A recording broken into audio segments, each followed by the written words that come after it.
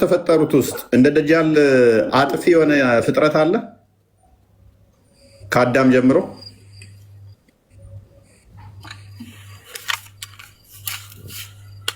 የለም። ስለዚህ ደጃል በጣም አደገኛና አጥፊ ነው አይደለ?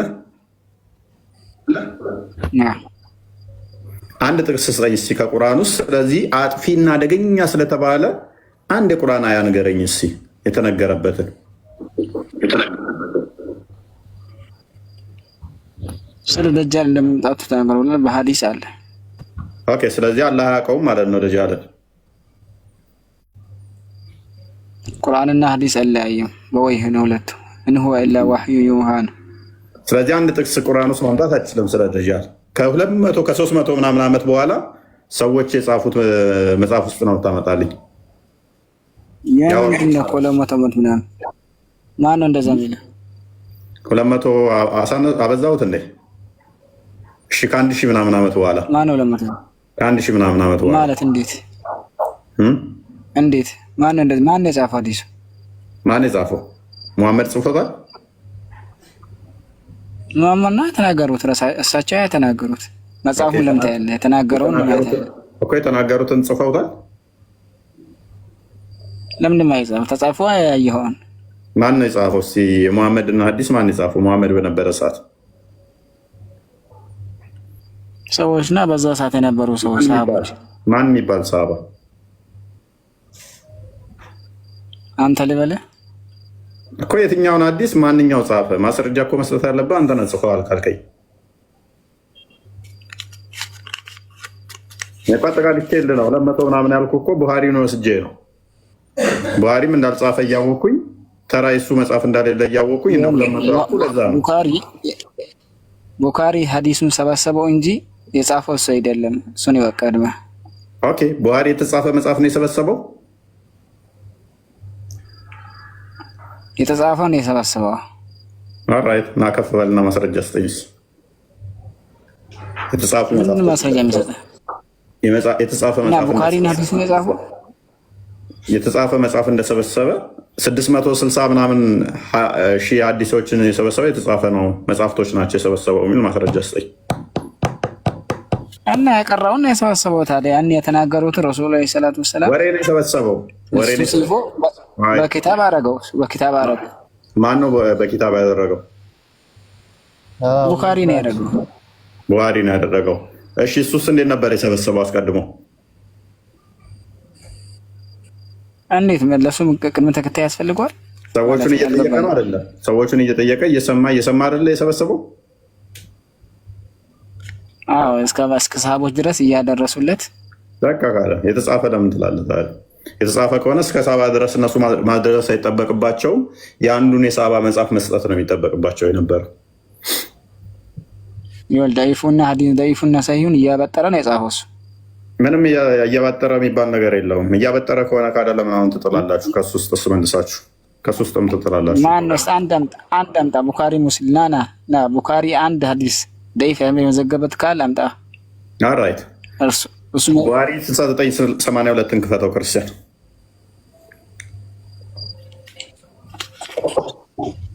አዲስ ተቀበላት። ውሸማቀቁ አሁን አንቀበልም ወደ ማለት የመጡ ስላሉ ማለት ነው።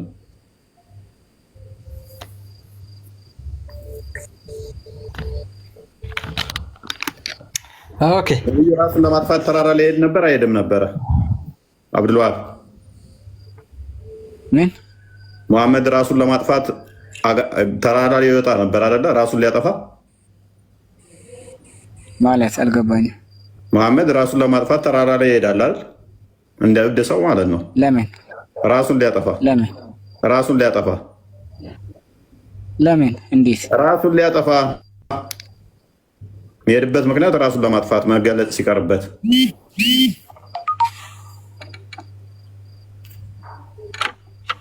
እሺ፣ አንብብ ወዲስ። ለምን አነባለሁ? ቅድሚያ መልስልኝ። እንደዚህ የሚል አዲስ ትቀበላለህ አትቀበልም? ሙሐመድ ራሱን ሊያጠፋ ተራራ ላይ ሄድ ነበር እንደ እብድ ማለት ነው፣ ወይንም እንደ በሽተኛ።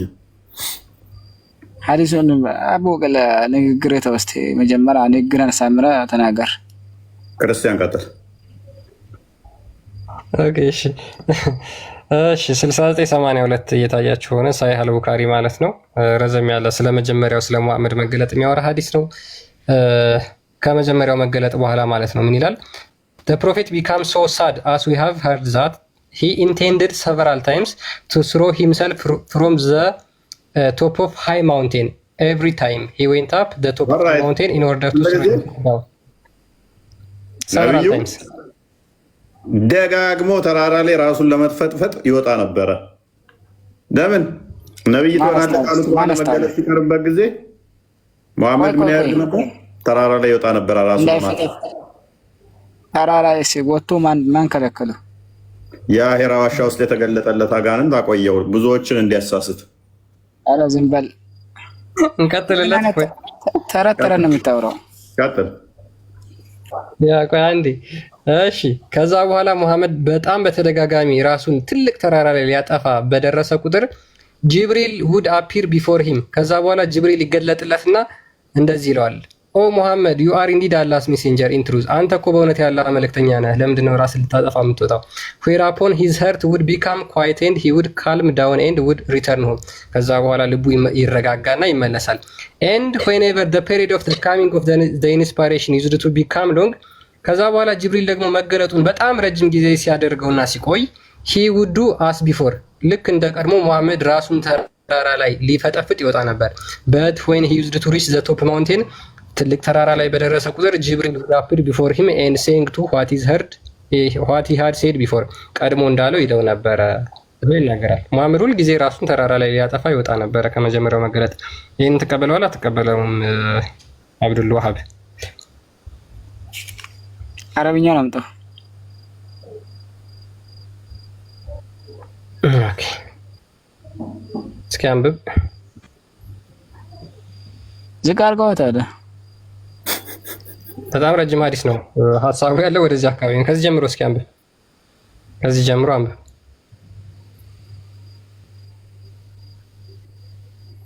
አይታይም። ወፌ ቆመች። ወፌ ቆመች። ይታያል፣ በደንብ ይታያል። በቃ ከሚለው ጀምረ አንብብ። ቀጥል። ወፌ ቆመች፣ ወፌ ቆመች፣ ወፌ ቆመች። አብዱል አንብበው፣ አንብበው፣ አንብበው፣ አንብበው። ነብዩ መገለጥ ሲቀርበት ለምን መሰላችሁ? ነገ መልሱን ነግራችኋለሁ ይላችኋል ጥያቄ ሲጠይቁት። ከዛ መልስ አልመጣ ሲለው ከዛ ምን ያደርጋል? ራሱን ለማጥፋት ተራራ ላይ ይሄዳል። ከዛ አንተ ነብይ ነህ ራስን አታጥፋለኝ ብሎ ደግሞ ይመለሳል። መገለጥ መጣልኝ ብሎ የሆነ መልስ ዞ ይመጣል ማለት ነው። ተደጋግሞ በቃ 23 ዓመት ሙሉ ማለት ነው። የትኛውም ነብይ እንደዛ አላደረገም። የትኛውም ነብይ ዝቅ አድርገስ ዝቅ ከፍ ለምን አታደርግ? አንብብ ቅድሚያ እና አታደርግ። መልሰው ክርስቲያን መቻ ነበር ያነበብኩ ተርጉምልን እንጂ የህሊና ጸሎት አይደለም ያስከው። ያም ትሸማቀቃለህ። በዋሪ ነው የሰበሰበው። ድምፅን ከፍ አድርገህ አሰማል። ታነባለህ ወይንስ እንዴት ነው? ድምፅን አሰማ፣ ድምፅን አሰማ። አንድ ድምፅን አሰማ። ሁለት ድምፅን አሰማ። ሶስት ኤኒዌይስ ስለዚህ ሙሐመድ መገለጥ መጣልኝ ይላቸዋል። ነብይ ነኝ ይላቸዋል። ቻሌንጅ ሲያደርጉት ነገ መልሳለሁ ያለው መልስ ሲያጣ ሲጨነቅ ምንድነው የሚያደርገው? ተራራ ላይ ነበር ራሱን ለማጥፋት የሚሄደው። እንደዚህ አይነት ነብይ የለም። ወደ ተራራ 10 ራሱን ለማጥፋት ይሄን ነበር። የአጋንንት አሰራር ነው። ይሄ አጋንንት ነው እንደዚህ የሚያደርገው። ፓራፍሬዝ አድርገው ቶፒኩን ክርስቲያን። ይህ ቡሃሪ የሰበሰበው ነው።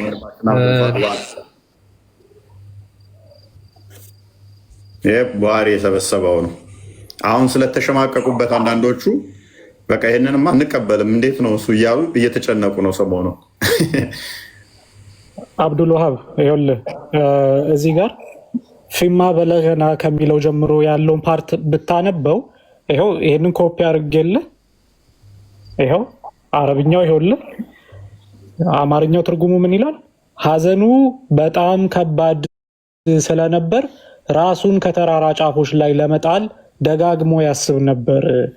ራሱን ለመወርወር በማሰብ ወደ ተራራ ጫፍ በደረሰ ቁጥር ገብርኤል ወደ እሱ ይመጣና መሐመድ ሆይ አንተ በእርግጥ የእግዚአብሔር መልእክተኛ ነህ ይለው ነበር። በዚያን ጊዜ ልቡም ሰላም ታገኝ ነበር፣ ነፍሱ ትረጋጋለች፣ እናም ይመለሳል። የመገለጥ ጊዜ ሲራዘም እንደገና ተመሳሳይ ነገር ይሞክር ነበር እና ወደ ላይኛው ጫፍ ሲደርስ በተራራው ጫፍ ላይ ገብርኤል ተገለጠለትና ተመሳሳይ ነገር ተናገረ ብሎ ይነግረናል። ይኸው አረብኛው ጮክ ብለህ እስኪ አንብበው አብዱልዋሃብ።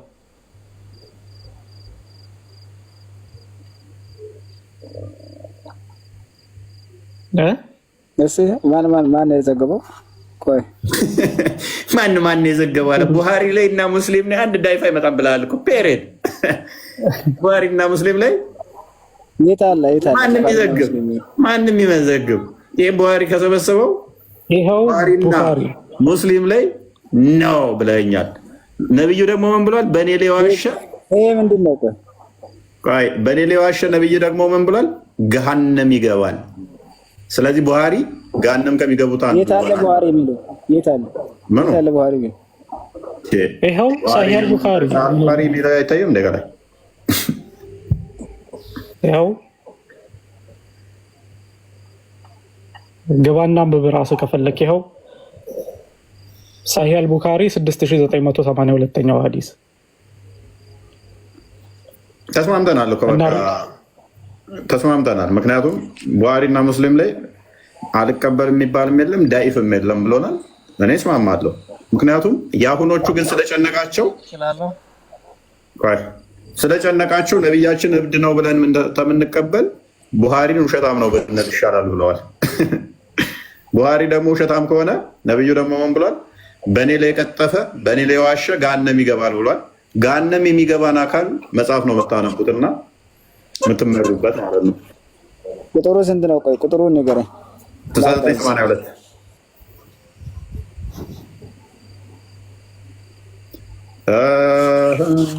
ክርስቲያን ቶፒኩን መለስ አድርገዋለህ ትንሽ። እሺ ቶፒኩ በጣም አብዱልዋሃብ ያ በጣም ራቀ ከቶፒኩ ወጣ።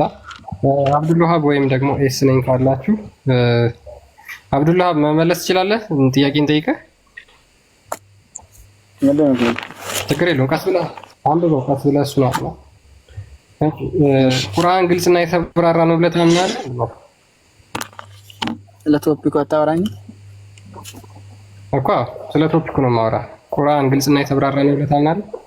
ቶፒኩ ምን ነበር? ስለሱ ነበር።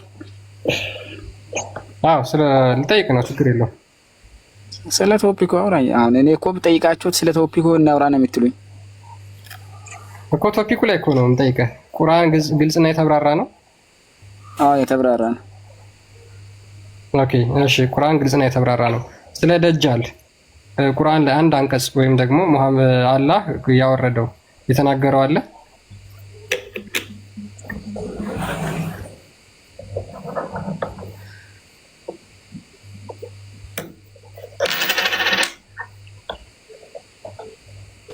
ዝም አልክ። ሰምተሃል? ጥያቄን ሰምተሃል?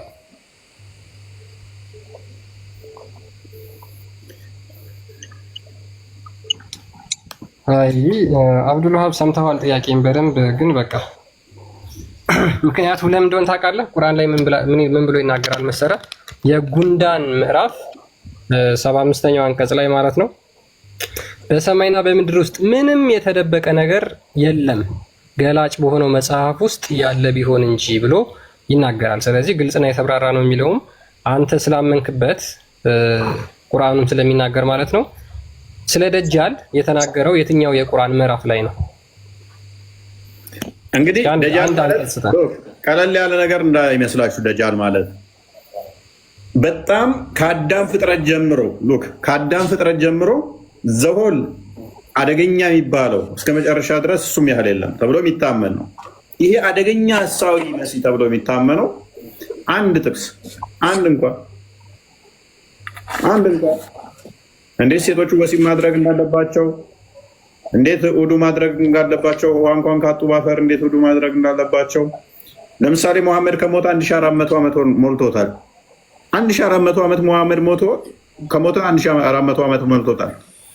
ካልተጠራችሁ በስተቀር የሙሐመድ ቤት ውስጥ እንዳገቡ የሚል ክፍል አለ። ሱራ 33ኛው ሱራ ላይ የሙሐመድ ሚስት እንዳታገቡ የሚል አለ።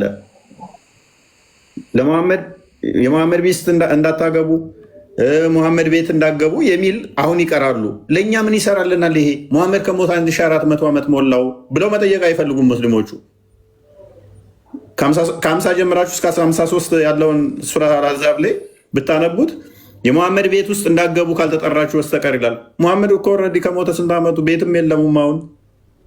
ይህን ግን ይሸመድዳሉ። ለእነሱ የሚጠቅማቸው ግን ምን ነበር? ቆይ ለእነሱ የሚጠቅማቸው ግን ደጃል የሚባለው ከፊት የሚመጣው አካል በቁርአን ውስጥ አንድ አልተጠቀሰም። ሱረቱ መሰድ ላይ ለምሳሌ የአቡላብ እጆ የጠፉ ከሰሩ፣ ሚስቱም እሱም እንጨት ተሸካሚ ስትሆን እሳት ይገባሉ ብለው ይቀራሉ። እነዛ ብለው ይቀራሉ። አደምት። ስለዚህ የአቡላብ ሚስት ከሞተች፣ አቡላብ ከሞተ ዘመናት አለፉ፣ 1400 ዓመት ሞላቸው። ዛሬም ግን መስጊድ ውስጥ አንድ የቁርአን ምዕራፍ ከ114 ውስጥ አንዱ የቁርአን ክፍል ምን ይላል? የአቡላብ እጆች ጠፉ ከሰሩ፣ እሱም እሷም እንጨት ተሸካሚ ስትሆን ጋነም ይገባሉ እያሉ ይቀራሉ። እሷ እኮ ከሞተች ወረድ በጣም ብዙ ዓመት ቆይታለች።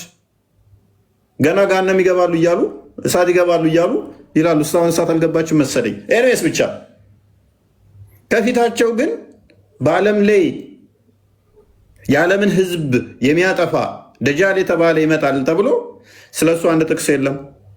ሴቶቻችሁ ለእናንተ እርሻ ናቸው፣ እርሻችሁ መፈለጋችሁበት ድረሱ የምትለዋ ጥቅስ አስፈላጊ ስለሆነ ይገብታለች። እሺ እስፋይን ትሁን። እሺ ደጃል ግን የዓለምን ሕዝብ ስለሚያጠፋው ግን አንድ ነገር ትንፈሽ የለም። እሺ እሱም ይሁን። ሴቶቻችሁ ካመፁ ማመፃቸውን የምትፈሩትን በአልጋ ተለዩዋቸው የምትል ገብታለች። ምቷቸው የሚል ገብታለች። ሴትን ስለመምታት ቁርአን ውስጥ ገብቷል። የዓለምን ህዝብ ስለሚያጠፋው ግን ነው ዝም። ሴት ገና ማመጿን ከፈራ ወንድ ልጅ መገሰጥ መምታት ይችላል። ስለማመፅ ማለት ነው። የዓለምን ህዝብ ያጠፋል ተብሎ የሚጠበቀው ግን ስለሱ ትንፍሽ የለም፣ ዝም። አንድ ጥቅስ የለም፣ አንድ ጥቅስ። ቁርአን ደግሞ ምን ይላል? ለሁሉ ነገር ገላጭና አብራሪ ነው። ሁሉን አንድም አላስቀረንም፣ የገለጥና አብራራ ነው እንጂ ቢሆን በሁሉም ላይ ግን ዝም። እና በጣም ከባድ ነው፣ በጣም ከባድ ነው። ከዛስ ከስንት ዓመት በኋላ የመጡ የእነሱን ዳይፍ ሳይ እያሉ የሚጽፉትን እሱን ትይዝና ታብራራል።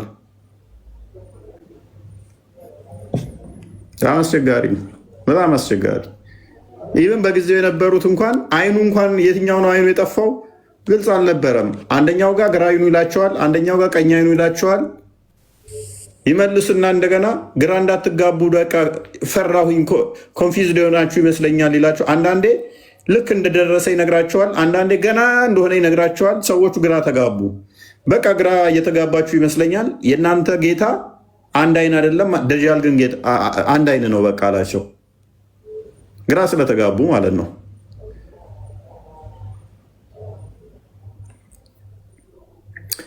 ጀምስ ኤስ ነኝ።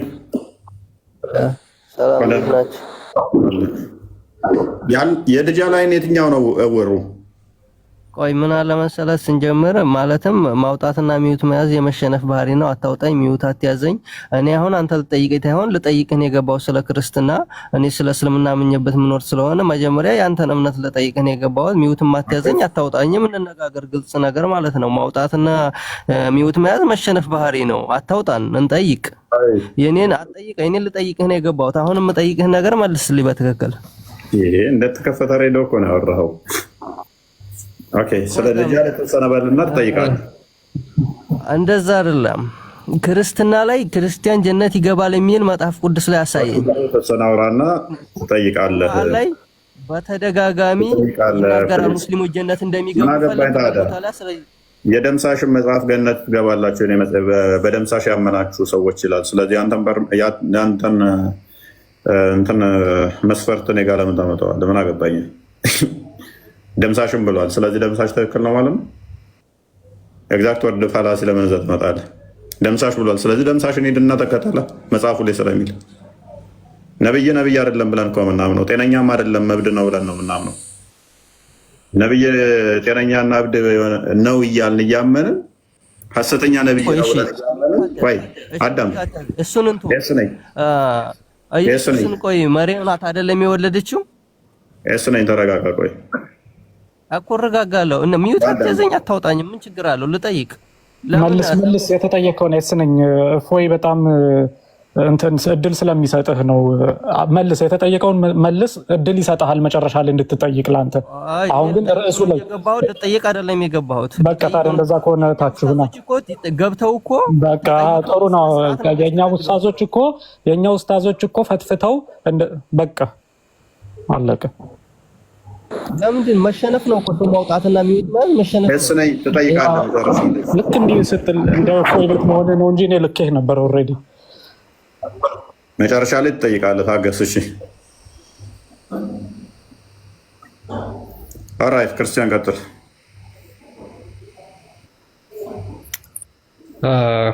እሺ ሜቢ ኤስ ነኝ መመለስ የምትችል ከሆነ ደጃል የቱ አይኑ ነው የታወረው? ይሄን ከመለስ ይታያል። ወደ ላይ ተሸጋሽኩ ነው።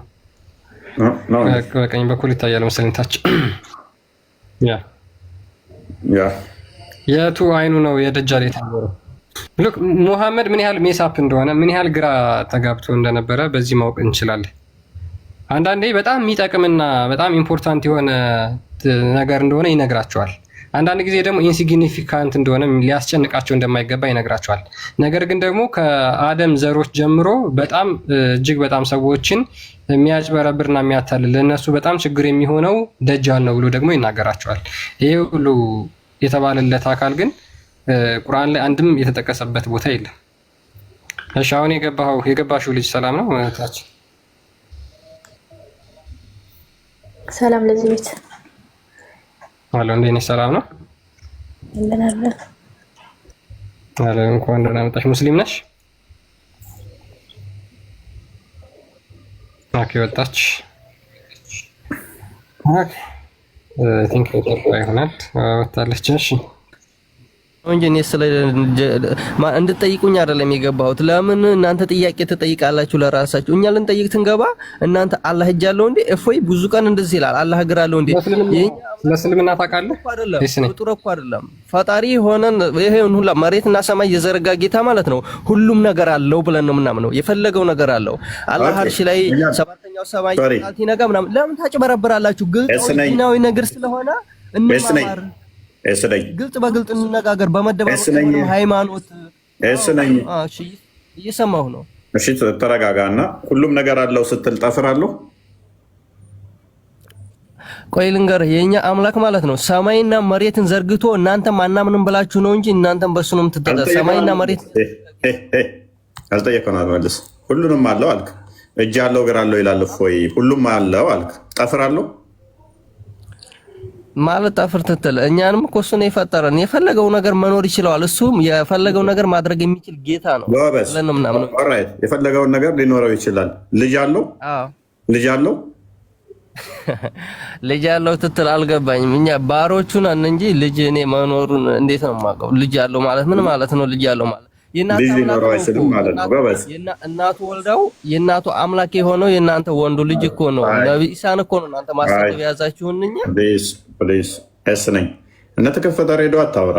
ጥያቄ ካለ እንቀበላለን፣ ችግር የለውም። ተረጋጋ። ስለዚህ የፈለገውን ይሆናል ስትል ለምሳሌ ኢብኑ ተይሚያ እኔ ልጅ የሚለው ለምን ኮንሰፕቱ ለምን እንደሚከብዳቸው አይገባኝም። አምላክ የሚቆሽሽ ነገር አድርጋችሁ መስሉትን አቁሙ ሙስሊሞች። የስለኝ ወንድማዊ ምክር ልስጥህ። አምላክ ምንም ነገር አያቆሽሸውም። ምንም ነገር ሊያቆሽሸው አይችልም። ብርሃን እንኳን አይቆሽሽም። እንኳን አምላክ ብርሃን የምታየው ጭቃ ሄዶ አይለጠፍበትም። ጭቃን እንደውም ወይም ቆሻሻን ብርሃን እንኳን ምን ያደርጋል? ያጠፋል፣ ያደርቃል፣ ያነጻዋል እንጂ እሱ የሚቆሽሽ አይደለም ማለት ነው። ስለዚህ አምላክ ደግሞ ሁሉን ነገር የሚያነጻ የሚቀድስ እንጂ የሚቆሽሽ አይደለም በባህሪ። እናንተ በማይምሯችሁ ውስጥ የምስሉት ነገር ስላለ ነው። ሰው እንደዛ ከሆነ ልጅ የሚለው ለምን እንደሚከብዳችሁ አይገባኝም ማለት ነው። ምንድን ነው ጥያቄ?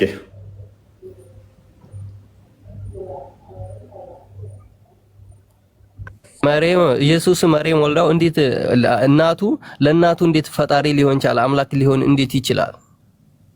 ኦልራይት ይህንን ኦነስትሊ ለመርዳት ታማኝነት እንዴት ለእናቱ እንዴት አምላክ ይሆናል? 9 ወር አርግዛው ከዛ ወልዳው አምላኳ እንዴት ይሆናል? ኢየሱስ ምን አለ መሰለኛ ምን እናምናለን መሰለ እግዚአብሔር ዓለምን ከፈጠረበት ይልቅ ያዳነበት ጥበቡ ኃያል ነው፣ ልዩ ነው ብለን እናምናለን። እኛ እና ፈጣሪዋን የወለደች እናት ብለን እናምናለን። እንዴት ሊሆን ይችላል የሚለው ግን እኛ ኢየሱስን እንዴት ብለን የምናምን ይመስላል? እሱን ንገረኝ። ሆነስት የሆነው ኢየሱስን እኔ እንደምታምኑ ራሱ እኮ ግራ ይገባኛል። እስልምና በተስማ ማለት እኛ ኢየሱስ እኮ ነብይ ኢሳ ናቸው እኮ ኢየሱስ ምንተዋቸው እኮ እናንተ እኛ ነብይ ኢሳ እኮ ነው። ሆኖም ግን 9 ወር ተይዘው ፍጡር ናቸው፣ ወንድ ልጅ ነው። ተረጋጋ፣ ረጋ በል እናውራ። እናንተ ጋር ፍጡር አይደለም ሆላ አሳያለሁ። ግን ተረጋጋና ኢቨን አንተ በቁርአን ነው የምታምነው አይደለ?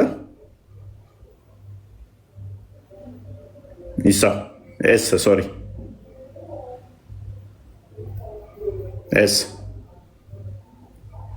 ሚዩት ነው ያወራ ሚዩት ላይ ያዝልህ ብዬ ነው ትታወራ ሚዩት ይዝልሃለሁ። ችግር የለውም። ራሴ እንድናወራ ነው እየተግባባን እንድናወራ ነው። ሚዩት አታድርገው። ቀስ አድርግና ትሆነን ቀንሰውና እየተግባባን እንድንሄድ። ሎክ እኛ ምን እናምናለን መሰለ?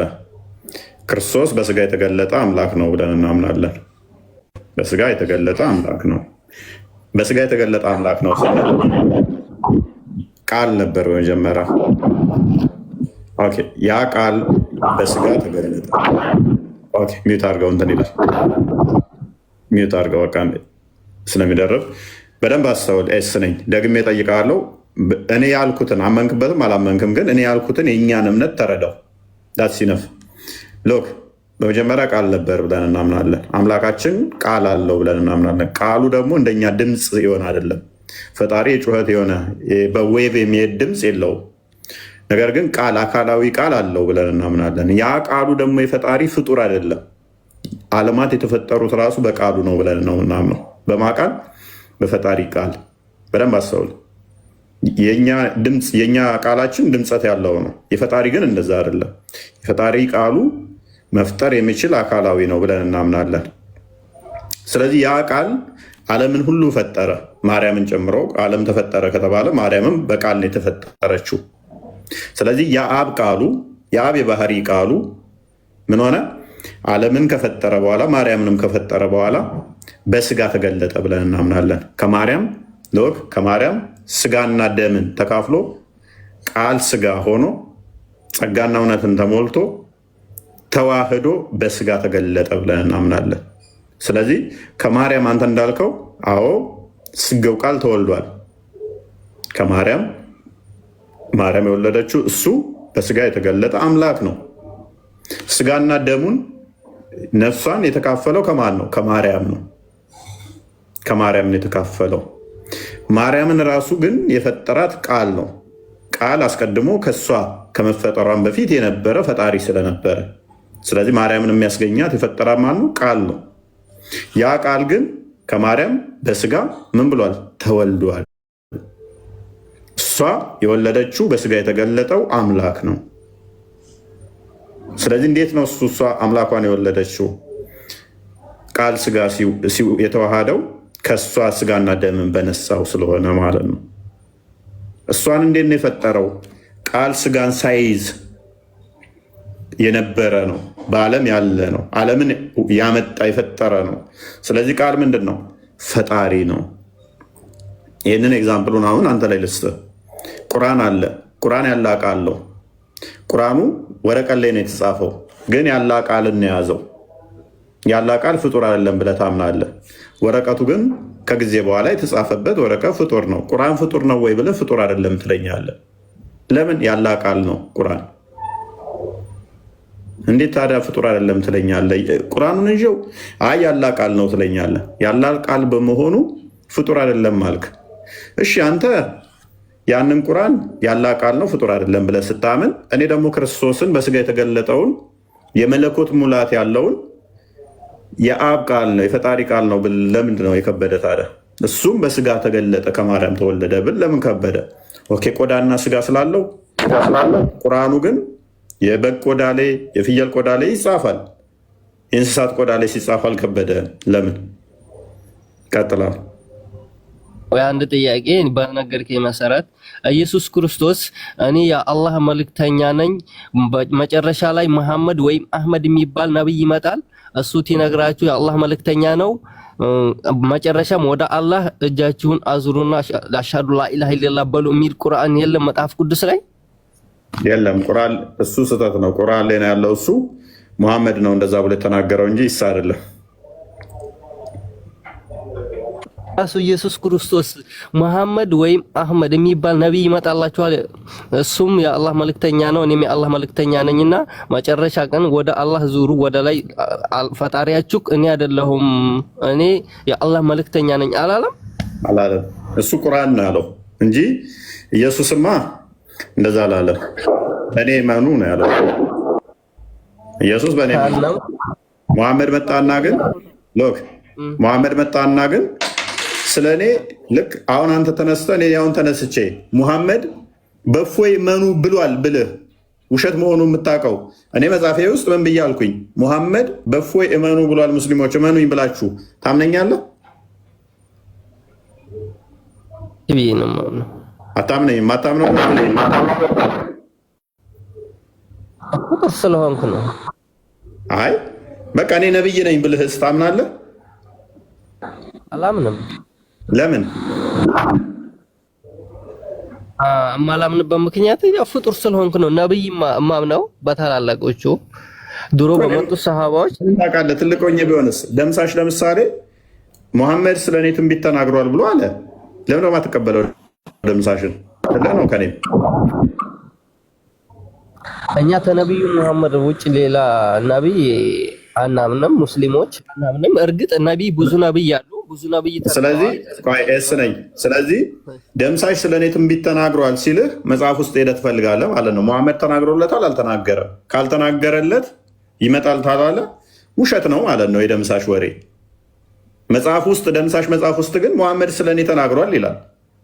ሙሐመድ ተናግሯል አልተናገረም? ቼክ የምታደርገው ይህን ነው። ሙሐመድ በተነገራችሁ በሐዲስና በቁርአን ውስጥ ነው። እዛ ውስጥ ስለ ደምሳሽ ካልተናገረ ደምሳሽ 1000 ጊዜ መጽሐፍ ቢጽፍ ሙሐመድ ስለ እኔ ተናግሯል ቢል ውሸት ነው የሚሆነው። በተመሳሳይ ሙሐመድ አሁንም በድጋሚ ልምጣብህ መጽሐፍ ቅዱስ ላይ እሺ፣ በድጋሚ ልምጣብህ መጽሐፍ ቅዱስ ላይ ኢየሱስ ክርስቶስ መጨረሻ አምላካችሁ እኔ የአላህ መልእክተኛ ነኝ፣ አህመድ የሚባል ወይም መሐመድ ይመጣል መጨረሻ የአላህ መልእክተኛና እሱን ተከተሉ የሚል መጽሐፍ አይገኝም። ግን እፎይ እርግጠኛ ነህ? እንዳው ትተማመናለህ? ንጽጽር አቆማለሁ። እንደዛ የሚል ካመጣ ንጽጽር አቆማለሁ። እኛ መጽሐፍ ቅዱስ ላይ ነኝ። አዳም ተው ሪካርድ አድርገው ይስጡልህ። እኛ መጽሐፍ ላይ ኢየሱስ ያው ነገር ሪካርድ አድርገው ስለሚለው ኡስታዞች እንዲሰሩብኝ ማለት ነው። ንጽጽር አቆማለሁ። ኢየሱስ ክርስቶስ ከኔ በኋላ አህመድ ቢባል ይመጣል ያለ መልእክተኛ የሆነ ብሎ ካልሰሩ ምላሽ ካላመጡ ያን ምላሽ ካለ እዘህና እኔ ጋር እንደዛ ብሎ ይመልስልህ ካለ ካሌለ ግን ካሌለ እንኳን ልብ በል እቺ ከእስልምና ለመውጫ ምክንያት ትሆናለች። አንተም በደንብ አስተውል። ኢየሱስ ከኔ በኋላ የሚመጣ ያለ መልእክተኛ የተባለ እንዴት አድርገው ይረብሻል። ኢየሱስ ከኔ በኋላ የሚመጣ አህመድ የሚባል ነቢይ አለ ብሎ በመጽሐፍ ቅዱስ ተናግሯል እያለን ነው። እንደው አንድ ጥቅስ አይደለም፣ ይሄ ጥቅስ ሩብ እንኳን አይመጣም። አንድ ጥቅስ አይደለም ሩብ ከመጽሐፍ ቅዱስ ብቻ አይደለም፣ ከቁርአን በፊት ከመሐመድ በፊት ከታሪክ እንኳን እንደዚህ ተናግሮለታል ተብሎ አህመድ የሚባል እንደዚህ ይመጣል የሚል አንድ ጥቅስ ሊመጣ አይችልም። አንድ ልጨምር። ከራሳችሁ ቁርአን ላይ ነው የሚመጣው። ከራሳችሁ ቁርአን ላይ በአላህ ስም እምላለሁ። በአላህ ማለት ነው። የኛ ቁርአን አለ መጽሐፍ ቅዱስ ላይ ነኝ የኛ መጽሐፍ ቅዱስ ነው። መጽሐፍ ቅዱስ በል ከራሳችሁ ቁርአን አትበል እኮ ከራሳችሁ መጽሐፍ ላይ እኮ ያው ነው ዞሮ ማለትም ችግር ልጨምርልህ። ሌሎች ስለሚያጭበረብሩ ኡስታዞቻችሁ ሙሐመድ ሚል በመጽሐፍ ቅዱስ ስም በቃል በቃል ተገልጾ ትንቢት ተነግሮለታል ይላሉ። አንድ ጥቅስ የለም። ጎግል ላይ ወስደው የድምፅ መመሳሰል በመተርጎም ነው የሚያጭበረብሯቸው። በመተርጎም ወደ አማርኛ እንትን ብለው አጭበረብሯቸዋል። አንድ ጥቅስ ማምጣት ከቻለ ያምጣት የሚችል ካለ ያው ቃል በቃል ስሙ ተጠቅሶ ትንቢት ተነግሮለታል የሚለኝ ካለ ንጽጽር አቆማለሁ። ንጽጽር ማቆም ብቻ አይደለም፣ ይህንን አካውንቴንም ሰጠዋለሁ እንዲሰራበት። ውሸት ነው፣ እያጭበረበሯችሁ ነው። ትንቢት ተነግሮለታል ገለመዴ ተረት ተረት ውሸት ነው። ቃል ከመጣ ትሰልማለህ። ቃል በቃል ከመጣ አንተ ትሰልማለህ። ራሳችሁ መጽሐፍ ቅዱስ ላይ መሐመድ ወይም አህመድ የሚባል ያዝናና እስልምና ያጋንንት እምነት ነው ብዬ ነው ማምነው። አክቹዋሊ መቼም አታመጡም።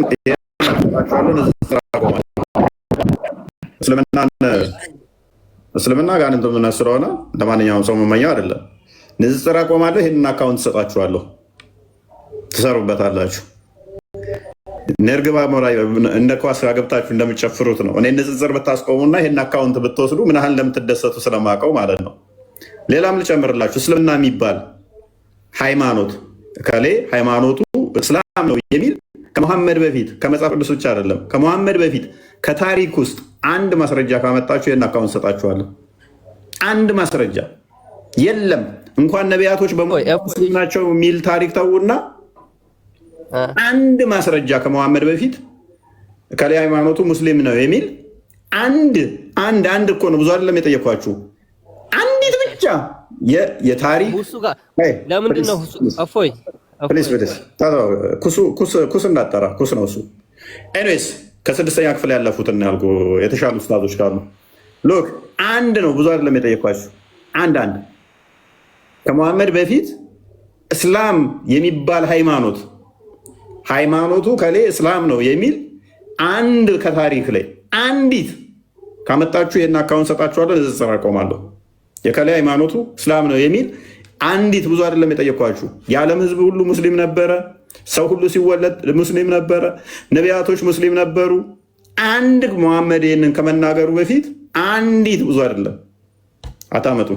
ካመጣችሁ ይህን አካውንት ለመውሰድ ያብቃችሁን። ይህንም ንጽጽር ለማስቆም እንግደለው፣ እንፍለጠው፣ እንቁረጠው ከምትሉት በላይ እኔ ማስቆማችሁ ትልቅ ስኬት ስለሚሆን ለእናንተ ማለት ነው። ኤኔስ ሌላ ጥያቄ አለ ወይንስ ፎዚያ ጥያቄ አላት ወይንስ ቃል ጥያቄ አላት?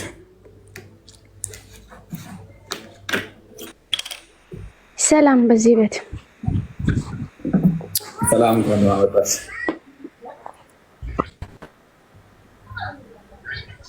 ኦፋይና ጥያቄ አለኝ። ኦኬ ምንድነው ጥያቄሽ? ሙስሊም ነሽ? አዎ። ኦራይት ቀጥይ።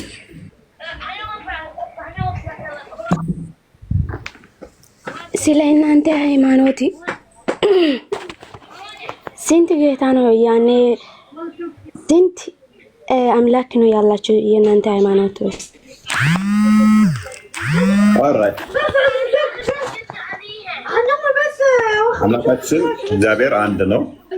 አይሰማም? ሰሚያለሽ? አንዴ ክርስቲያን ክፈትልን። ስንት ጌታ ስንት አምላክ አላችሁ የሚል ጥያቄ ነው። ዘዳግም ምዕራፍ 6 ቁጥር 4 ላይ የኛ ዶግማችን እዚህ ላይ የተመሰረተ ነው።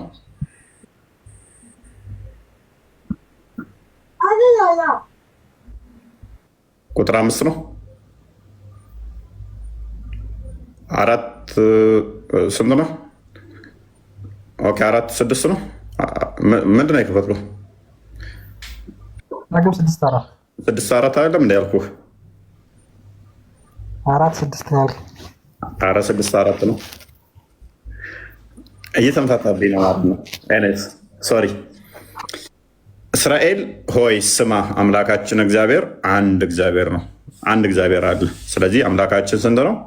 አምላካችን እግዚአብሔር ስንት ነው? እህታችን አንድ እግዚአብሔር ነው። ስንት ጌታ አለ? ኤፌሶን 4:5 ሰሞኑን ጥሩ ያለው ለዛ ነው በጣም እንትን እያልኩ ነው። ኤፌሶን 4:5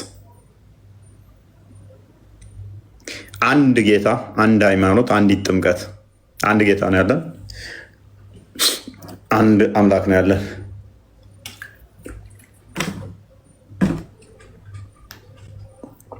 ፎዚ ኢየሱስ አባት ማን ነው? እናቷስ?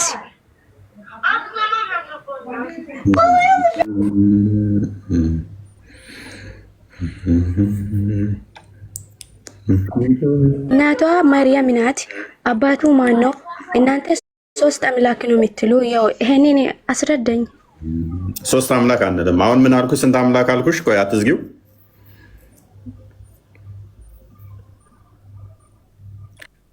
አንድ አምላክ ነው ያለን አልከኝ። ግን እኔ ሲሰማ ሁሌም ገባለሁ እዚህ ውስጥ ያኔ አንድ ትላለ። ያው ለምንድን ነው ሶስት የምትሉ እናንተ? ጎበዝ። አባቱ ማን ነው? እናቱስ ማን ናት? የሚል ጥያቄ ነው የጠየቀችን። ክርስቶስ በስጋ የተገለጠ አምላክ እንደመሆኑ ስለሱ ጥያቄ ሁለቱንም ጨፍልቃ ነው የጠየቀችን። ማቴዎስ ወንጌል ምዕራፍ 16 ቁጥር 13 ነው የክፈተው ክርስቲያን።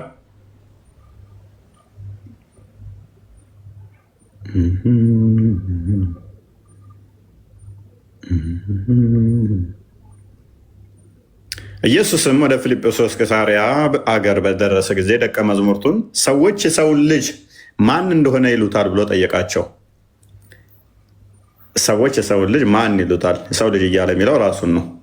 ሰው ልጅ ማለት ትልቅ ምስክርነት ነው። ክርስቶስ የሰው ልጅ ክርስቶስን ብሎ መጥራት ደጋግሞ በአዲስ ኪዳን ውስጥ ክርስቶስ የሰው ልጅ ብሎ ራሱን ይጠራል። ምክንያቱም ክርስቶስ የሰው ልጅ አይደለም ብለው የሚያምኑ ስለነበሩ ማለት ነው። ስጋው ከማርያም የተገኘ አይደለም ከሰማይ ዞት የመጣ ነው ብለው የሚያምኑ ክደት ነው። እንደዛ ብሎ ማመን ስጋውን ከሰማይ ነው ዞት የመጣው የሰው ልጅ አይደለም ብለው የሚያምኑ አሉ። ስለዚህ እነሱን ለመቃወም የሚውል እንትን ነው። የሰው ልጅ እያለ የሚጠራው ክርስቶስ የሰው ልጅ ማለት በራሱ መመስከር ነው። እሱን አምላክነትን መመስከር ነው። አንድም አይሁዶች በትንቢተ ዳንኤል ምዕራፍ 7 ላይ ቁጥር 13 ላይ የሰው ልጅ የሚመስል በደመና ይመጣል፣ ከመላእክቱ ጋር በደመና ይመጣል፣ ግዛቱ አጥናፍ አጥናፍ የሆነ ማያልፍ ይለዋል። ስለዚህ ያንን ሪፈር እያደረገላቸው ነው። የሰው ልጅ ሲል ክርስቶስ ራሱን ምን እያለ ነው? በደመና ይመጣል የሰው ልጅ የሚመስል ብላችሁ የምትጠብቁት እኔ ነኝ እያላቸው ነው። ስለዚህ ምን አላቸው? ክርስቶስ የሰው ልጅ ሰዎች የሰውን ልጅ ማን እንደሆነ ይሉታል ብሎ ጠየቃቸው። የሰው ልጅ ሲላቸው እዚህ ጋር ምን እያላቸው ነው? እኔ ከማርያም ተወልጃለሁ አለ አባት ያለ ወንድ ማሶሪ ያለ ወንድ ከማርያም ተወልጃለሁ። ሉቃስ ወንጌል ምዕራፍ 1 ላይ ቁጥር 26 ጀምሮ ለእመቤታችን ማርያም መልአኩ ገብርኤል ሄዶ እንደሚያበስራት ታሪኩ እዛ ላይ ስለተቀመጠ ማለት ነው። ድንግል ትጸንሳለች ወንድ ልጅም ትወልዳለች የሚለው ክፍል ይመጣል ማለት ነው፣ በትንቢት የተነገረው። ስለዚህ ያ የሰው ልጅ የተባለው ከማርያም ሲወለድ የሰው ልጅ ተባለ ማለት ነው። ስለዚህ ማን ይሉታል? ስለ አባቱ ደግሞ ጠየቃቸው ማለት ነው። ስለ ሰው ልጅ መሆኑ ያውቃሉ። ስለ አባቱስ ያውቃሉ ወይ? እህታችን እንደጠየቀችው ሙስሊሞቹ የሚያውቁት አሁን ማንን ብቻ ነው? የሰው ልጅ መሆኑን ብቻ የምታውቁት እናንተ። ክርስቶስ ግን የምነገራቸው ስለ አባቱ ውስጥ ጠየቃቸው። አንቺ የጠየቅሽውን ማለት ነው። እናቱን ያውቃሉ? አባቱንስ? ልክ ማቴዎስ ወንጌል ምዕራፍ 13 ይመስለኛል ቁጥር 55 እንደዚህ አካባቢ ላይ ይሄ ከሌ ልጅ አይደል እንደዚህ ብለው ወንድሞቹ ስነከላ ያሉ እናቱ ስንትናለች ምናምን ብለው ይዘረዝራሉ። ኤኒዌይስ ቁጥር 14 አንብበው ቀጥታ ያለው ኢየሱስም ወደ ፊልጶስ ቂሳርያ ሀገር በደረሰ ጊዜ ደቀ መዛሙርቱን ሰዎች የሰውን ልጅ ማን እንደሆነ ይሉታል ብሎ ጠየቀ። እነርሱም አንዳንዱ መጥምቁ ዮሐንስ ነው፣ ሌሎችም ኤልያስ ነው፣ ሌሎችም ኤርሚያስ ነው፣ ወይም ከነቢያት አንዱ ነው ይሉታል ብሎ ይመልሱለታል። እርሱም አንዳንዱ መጥምቁ ዮሐንስ ነው፣ ሌሎቹ ኤልያስ ነው፣ ሌሎችም ኤርሚያስ ነው፣ ሌሎቹም ከነቢያት አንዱ ነው ይላሉ። እነኚህ መልሶች ትክክል አይደሉም። ማን ትላላችሁ ብሎ ሲጠይቃቸው እኔን ማን ትላላችሁ ከማርያም የተወለድኩትን ብሎ ሲላቸው አንዳንዶቹ ኤርሚያስ፣ አንዳንዶቹ ኤልያስ፣ አንዳንዶቹ ዮሐንስ፣ አንዳንዶቹ ከነቢያት አንዱ ነው ይላሉ። በጊዜው የነበሩ ዮሐንስ ነው ብለው የሚጠራጠሩ ነበሩ። ኤልያስ ይሆናል ብለው የሚጠራጠሩ ነበሩ። ኤርሚያስ ይሆናል ተመልሶ መጥተው ብለው የሚጠራጠሩ አሉ። አሁን ያሉት ደግሞ ሙስሊሞች ከነቢያት አንዱ ነው ብለው ይላሉ። አሁን ያሉት ክርስቶስ ማን ነው ይላሉ? ነቢይ ነው ይላሉ። ከነቢያት አንዱ ነው። ከነቢያት እንዳንዳንዱ ከነቢያት እንዳንዱ ነው ብለው ይላሉ። ከነቢያት አንዱ ነው ብለው ይላሉ። እነኚህን ይላሉ። ከየትኛው ነህ አሉት። ሰዎች እንደዚህ ነው የሚሉህ። ማን ነው የሚሉ ሰዎች? ክርስቶስ ትክክል ናቸው እነኚህ መልሶች አለ ወይንስ ስህተት ናቸው? ጠየቃቸው። ቀጥል አንብበው ቁጥር 15 ኦኬ። እርሱም እናንተስ እኔን ማን እንደሆንኩ ትላላችሁ አላቸው። ስለ ክርስቶስ ሰዎች ስላሉት ነገር አይደለም የምጸድቁት። ሰዎች ክርስቶስን የፈለጋቸውን ብለው ማለት ይችላሉ። ነቢይ ብቻ ነው ማለት ይችላሉ። ኤልያስ ነው ማለት ይችላሉ። እንደዚህ ነው ማለት ይችላሉ። ሰዎች ስለማለታቸው እናንተ አጸድቁም፣ እናንተ አትኮነኑ። እናንተ ማን ትላላችሁ ነው። ክርስቶስ ማን በሉኝ አለ ደቀ መዛሙርቱን። ነቢይ ነው ወይንስ እንደ ኤርሚያስ ነው ወይንስ ኤልያስ ነው? ማን ትሉኛላችሁ? እናቱን ነገራቸው የሰው ልጅ እንደሆነ። ስለ አባቱ ጠየቃቸውና ማን ብላችሁ ተጠሩኛላችሁ? እኔንስ? ኦልራይት። ቁጥር 16 ስምዖን ጴጥሮስ መልሶ አንተ ክርስቶስ የሕያው የእግዚአብሔር ልጅ ነህ አለው። በደንብ አስተውይ ፎዚያ። ምን አለው? አንተ ክርስቶስ የሕያው የእግዚአብሔር ልጅ ነህ አለው። ስለዚህ እስልምናን ቀጥታ ያፈርሰዋል ማለት ነው። ነቢይ የሚለውን አይደለም ያጸደቁት። ማን የሚለውን ያጸደቁት? ከነቢይ አንዱ ነው የሚለውን ሳይሆን የሕያው የእግዚአብሔር ልጅ ነህ። በእስልምናው ይመጣና አላህ ሚስት ሳይኖረው ልጅ አይኖረው። ስለዚህ ጴጥሮስ ግን የመሰከረው ክርስቶስ የማን ልጅ እንደሆነ ነው? የአብ ልጅ መሆኑን መሰከረ። ክርስቶስ ምን አለው? ተሳስተሃል አለው። ከፍ አድርገው። ኢየሱስም መልሶ እንዲህ አለው፣ የዮና ልጅ ስምዖን ሆይ በሰማያት ያለው አባቴ ልጅ ነህ ሲለው፣ እሱ ደግሞ ምን አለ? ክርስቶስ አባቴ ብሎ ኮንፊርም አደረገው ማለት ነው። አረጋገጠለት። አባቴ እንጂ ስጋና ደም ይህን አልገለጠልህም፣ ብፁዕ ነህ አለው። ስለዚህ አሁን ማንም መጥቶ አብ አባት አይባልም፣ ፈጣሪ አባት አይባልም ቢል ከክርስቶስ አስተምሮ ጋር ነው የሚጋጨው።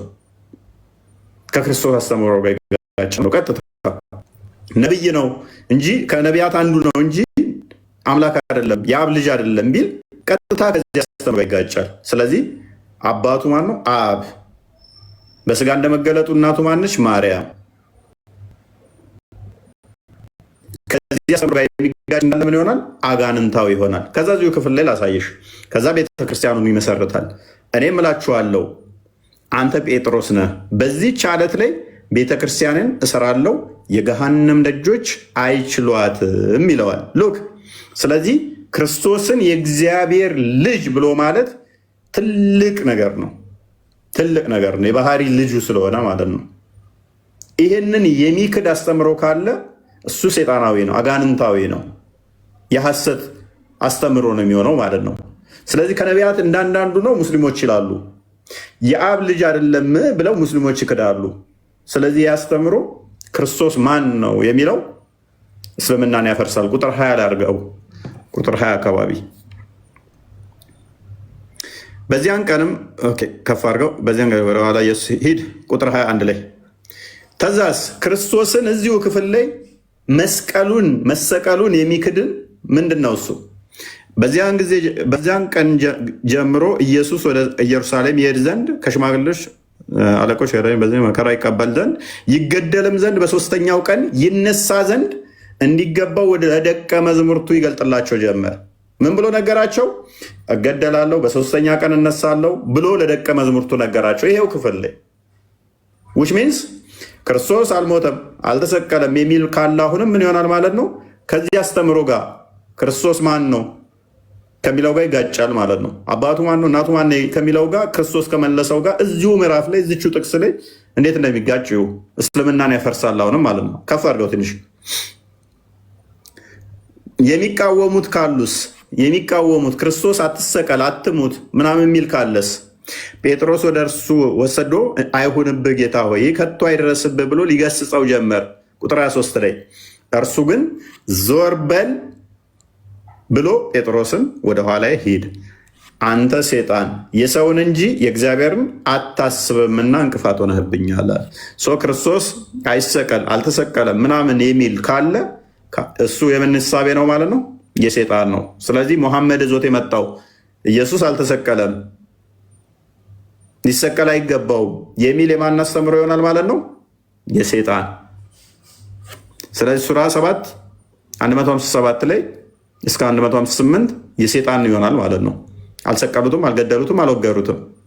የሴጣን ንግግር ይሆናል ማለት ነው። የሴጣን አስተምሮ ይሆናል። አባቱ ማን ነው? አብ በስጋ እንደመገለጡ ከማርያም ተወልዷል። ስለዚህ አላባት ዘመን በፊት ያለ እናት ከዘመን አስቀድሞ ከአብ ተወልዷል። በኋላ ከማርያም ያላባት ተወልዷል ብለን እናምናለን። አይ ቲንክ ይበቃናል ይመስለኛል። ቃሌት ያሰማልን። እፎይ አመሰግናለን በጣም ቴንኪው። ለዛሬ በቃና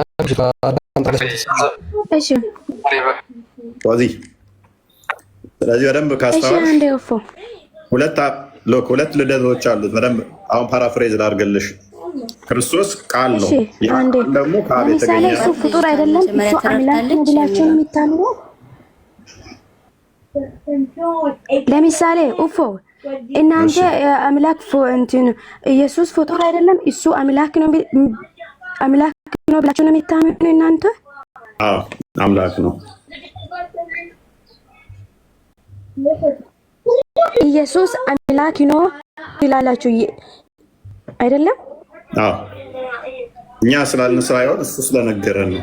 እሱ አምላክ ያደረገውም ስላየንም ነው። እሱ ሰማይና ምድር የፈጠረ ጌታ ነው። በሚገባ ላሳይሽ። እሱ ሰማይና ምድር የፈጠረ ጌታ ነው። ላሳይሽ። አዎ ኦኬ ተረጋጋ።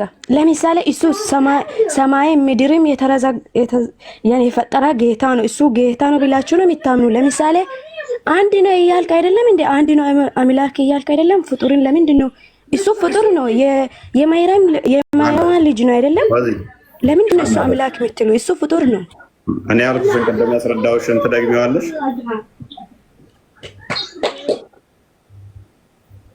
እኔ ምን ብዬሽ ነበር ቅድም? እኔ ሊጠይቅ ነው የገባሁት። አስረድተኛል እኮ እኔ ግራ የሚጋባኝ ለምሳሌ እሱ ፍጡር ነው። ለምንድን ነው ሰማይና ምድር የፈጠረ አምላክ ነው የምትለው? ለምሳሌ ይሄ አልገባኝም።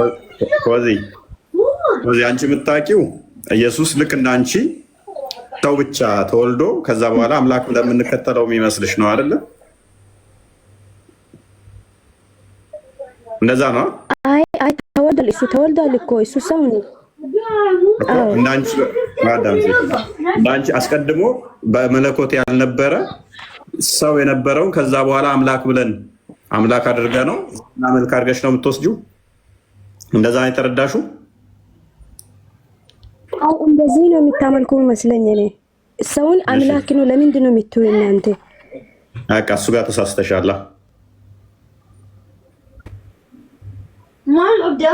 አስረደኛ። ለምሳሌ እሱ አምላክ ነው ያለችውን እንዴት ይገባኛል? ሰውን አምላክ አድርገን ሰውን አምላክ ብለን የምናመልክ ሰውን አምላክ አድርገን የምናመልክ ሳይሆን አምላክ በስጋ የተገለጠ ሰው የሆነ አምላክ ነው የምናመልከው። ሰውን አምላክ አድርገን ግን የምናመልክ አይደለንም። ተቃራኒውን አድርጊው። ሰውን አምላክ አድርገን አይደለም እያመለክን ያለው ሰው ብቻ የነበረ ከዛ ከዘመን በኋላ አምላክ አድርገ ነው እሱን እያመለክን አይደለም። ክርስቲያን አለ ለምሳሌ ሰው ነው፣ ከዛ እሱን አምላክ አድርገን እያመለክ ነው አይደለም። ነገር ግን አምላክ በስጋ ተገለጠ። አምላክ በስጋ ተገለጠ። ያ ቃል የነበረው በስጋ ተገለጠ። አምላክ በእግዚአብሔር መልክ ብቻ ሲኖር የነበረው የባህሪያውን መልክ ይዞ በምስሉም እንደ ሰው ተገኝቶ አንድ ቤት አድርጊው ያ በስጋ ተገለጠ ብለን እናምናለን። ስለዚህ በስጋ ከመገለጡ በፊት ቃል ነበረ ብዬ ቅድም ደጋግሜ ያስረጅ ይችላለሁ። ያ ቃል ደግሞ ሁሉን የፈጠረ ነው። ቃል ሁሉን የፈጠረ ነው እና ሜይ ቢ ግልጽ ነው ይመስለኛል አይደል? ግልጽ አለም እንደ ቆይ የቶፒክ የሚከብድ እኮ እሺ በቃ እሺ፣ ችግር የለም። በቀላሉ አንድ ነገር ልንገርሽ፣ ቁርአን ያላቃል አይደለ? ቁርአን ያላቃል አይደለ? ቁርአን አይ የአላህ ቃል ነው። ኦኬ፣ ፍጡር ነው ያላቃል? ቁርአን ፍጡር ነው አይደለም? የአላህ ቃል ነው። ፍጡር ነው? አይ ያለ ፍጡር አይደለም፣ የአላህ ቃል ነው። እንዴት ፍጡር ይሆናል? ቃሉ ያለ ወረቀቱስ እንደ ወረቀት ለምሳሌ ቁርአን ወይስ አሁን ለምሳሌ ይሄ ቁርአን ነው። ይሄ ፍጡር ነው? ፍጡር አይደለም? እኔ ምን አውቃለሁ? ከኔ በላይ የሚያውቁ ሰዎች ጠይቅ። ግን ቁርአኑ የአላህ ቃል መሆኑን አውቃለሁ እንጂ ያ ፍጡር አይደለም ብላችሁ የምታምኑት ሎክ ፎዚ ያኔ ቁርአን ፍጡር አይደለም ብላችሁ የምታምኑት። ስለዚህ የአላህ ቃል ስለሆነ ፍጡር አይደለም ብላችሁ ታምናላችሁ። ቁርአን ፍጡር ካልሆነ የአላህ ቃል ሆኖ ፍጡር ካልሆነ ቁርአኑ እኛ ታዲያ የአብ ቃሉ በስጋ ተገለጠ ስንል ምን ችግር አለው ታዲያ? በስጋ ተገለጠ ፍጡር እንዴት ይሆናል? በስጋ ተገለጠ ብለን ስላልን ማለት ነው። እናንተ መጽሐፍ ሲሆን ፍጡር አይደለም ካላችሁ፣ መጽሐፍ ነው የአላህ ቃል ካላችሁ፣ እኛ ደግሞ አካላዊ ቃል በስጋ ተገለጠ ስንል ምን ይከብዳል? ቀላል እኮ ነው። እናንተ ቁርአን ፍጡር አይደለም ለምሳሌ አንድ ቃሉን ጠይቀኝ ቁርአን ምናምን ያን ደፍተር እያልክ ሳይሆን ለምሳሌ ቁርአን ማለት የማ ቃል ነው ብለህ ጠይቀኝ እንጂ መለስኩ እኮ እኔ የአላህ ቃል ነው ቁርአን አልኩ እኮ። ከዛ ስጠይቅሽ ደግሞ ቁርአን ፍጡር ነው ወይ ስልሽ ፍጡር አይደለም አልሽኛ። ቁርአን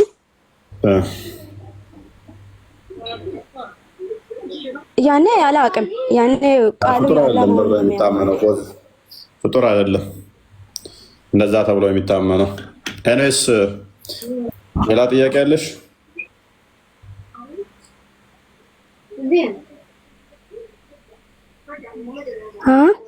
ሌላ ጥያቄ ያለሽ? ይብቃሽ፣ ወይንም ሌላ ቀን ብቅ በይ። ትምህርት ትፈልጊያለሽ? እኔ ስለ ኢየሱስ ነው ለመጠየቅ የመጣሁት። ያው እኛ አንድ አምላክ ነው የምናመልከው። ያው እሱ ደግሞ የአላህ ልጅ ነው ያልከኝ አይደለም? የአምላክ ልጅ ነው ያልከኝ አይደለም? ያ ቃሉ ነው። ሎክ ፎዚ በቀላሉ እንድትረጁ አምላካችን ቃል አለው። በደንብ አስተውይ። ቃሉን ነው ልጅ ብለን የጠራ ነው። ያ ቃሉ አካላዊ ነው፣ መፍጠር የሚችል ነው። ዝሩ አይደለም። አካላዊ ስለሆነ ቃሉን ምን ብለን ጠራን? ልጅ ብለን ጠራ ነው። ከሱ የሚወጣ ከሱ የተገኘ ስለሆነ ይሄ ተረግዞ ምናምን የሚወለደውን እንዳታስቢ። ልጅ ሲባል የሆነ አባት ከልጁ ይቀድማል የሚል እንዳታስቢ። ቃሉ ከሱ ጋር ዘላለማዊ ነው። ስለዚህ ቃሉን ምን ብለን ጠራን? ልጅ ብለን ጠራን። እሺ እሱ ሰው አይደለም ወይ? ኦኬ ያ ቃል ሉክ በአብ ዘንድ የነበረው ቃሉ በስጋ ተገለጠ ብለን እናምናለን። በስጋ ተገለጠ። አስቀድሞ ስጋን አልያዘም ነበር ቃል። ልክ አንቺ ያላ ቃል ቁርአን ከመሆኑ በፊት አላህ ጋር ነበር ቃሉ አይደለም። ነገር ግን በቁርአን ላይ ተገለጠ፣ ወረቀት ላይ ማለት ነው። እኛ ደግሞ ምን ብለን እናምናለን? ቃል ስጋ ሆነ፣ ስጋና እውነትን ተሞልቶ በእኛ አደረ። ስለዚህ የመለኮት ሙላት ተገልጦበት ክርስቶስ በስጋ ተገለጠ ብለን እናምናለን። እሺ አሁንስ ገብቶሻል? አሁን አትዋሽ። በዚህ ለምሳሌ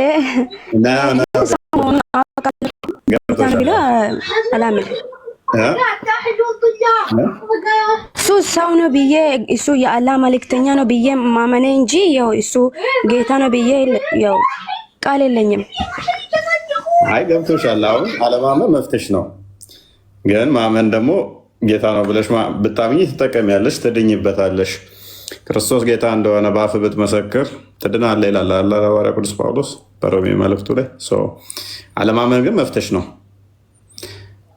አለማመን መፍትሽ ነው። ቶፒኩ ገብቶሻል? ለምሳሌ መርያም ምንድን ናት? መርያም ፍጡር ነች። ምንድን ናት?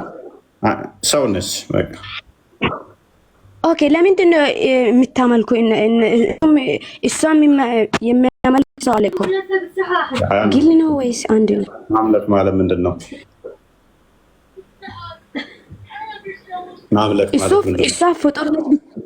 ፍጡር ነች። እሷ ፍጡር ናት ብላ ነው የምታመልከው አይደለ? ፍጡር ነች። ኢየሱስ ነው ያው የጌታ ልጅ ነው ጌታ ነው እሱ ብላችሁ የምታምኑ አይደለም? በቀላሉ እንደዚህ ነው። ማርያም ፍጡር ነኝ። በቃ ማርያም ጋር ከሆነ ጥያቄሽ አሁን ሁለቱንም ቀየርሽውና የትኛው ልጠይቅ እንዳሰብሽ ተምታታብሽ። ጠየኩት። ማርያም ፍጡር ናት ግን ጌታ ነው የጌታ ልጅ ነው እንደዚህ ነው የምትሉ? እሱንማ ቅድም አስረዳሁሽ እኮ የአብ ልጅ ነው አልኩሽ። ቃሉ ነው ቃሉን ልጅ ብለን እንጠራለን አልኩሽ። እሷ ግን ፍጡር ነች። እሷንም ደግሞ የፈጠራት ማን ነው? ቃል ከዛ ምን ሆነ? በስጋ ከእሷ ተገለጠ። እሷን ፈጥሯት በደንብ አስተዊ። ማርያምን ፈጠራትና ከእሷ ግን ስጋና ደምን ተካፍሎ በስጋ ተገለጠ። ልጇ ኢየሱስ ማለት ነው። ኢየሱስ ስግው ቃል ለፎት ተዋህደ ስጋ ማለት ነው።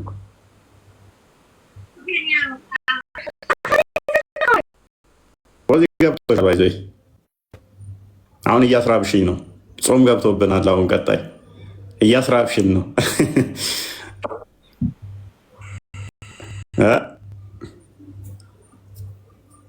ለማወቅ ነው እንጂ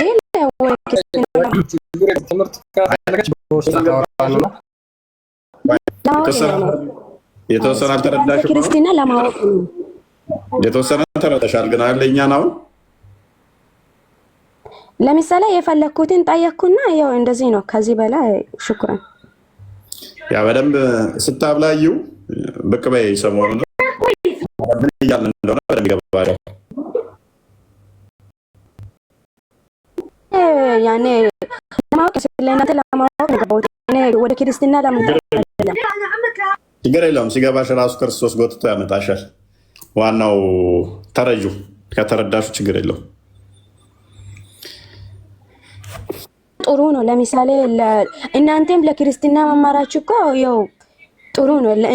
ለእኛም ደግሞ ለክርስትና እናንተም ለሙስሊም ሙስሊም ሃይማኖት ምንድነው ብላችሁ መማር እኮ ያው ውጤት ይኖራል። ስለዚህ ለዛ ነው እኔ ለክርስትና ወደ አንተ መጣሁት። ያኔ ለመጠየቅ ያው ግራ የገባኝ ነገር ከአንተ ታስረዳኝ ብዬ ማለት ነው። አረጎ በዝነሰደነዋል። ዛሬ ይብቃን። ነገ ወይም ሌላ ቀን እንገናኛለን። አፋን ኦሮሞ እንዴት ነው? በኦሮምኛ ነው። በኦሮምኛ እያሉ ነው። ጆሌን ሲቤኩይ ፎዚ ኦሮምኛ ትችያለሽ? ሚዩት ነሽ።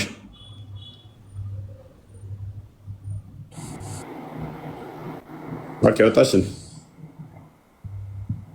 አው ቃለ ሕይወት ያሰማልን። በጣም እናመሰግናለን። እፎይ ወንድማችን፣ ብዙ ያላወቁ ሰዎች እያወቁ ነውና ፈጣሪ ብርታቱን ይስጣችሁ።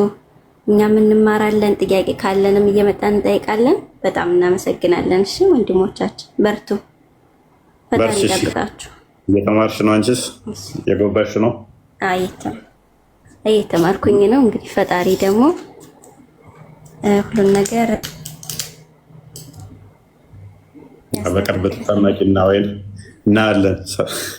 ዋናው ግን በደንብ ተረተሹ በደንብ አውቃሹ ሲሆን ቤተሰቦችሽንም ለማምጣት ይረዳሻል።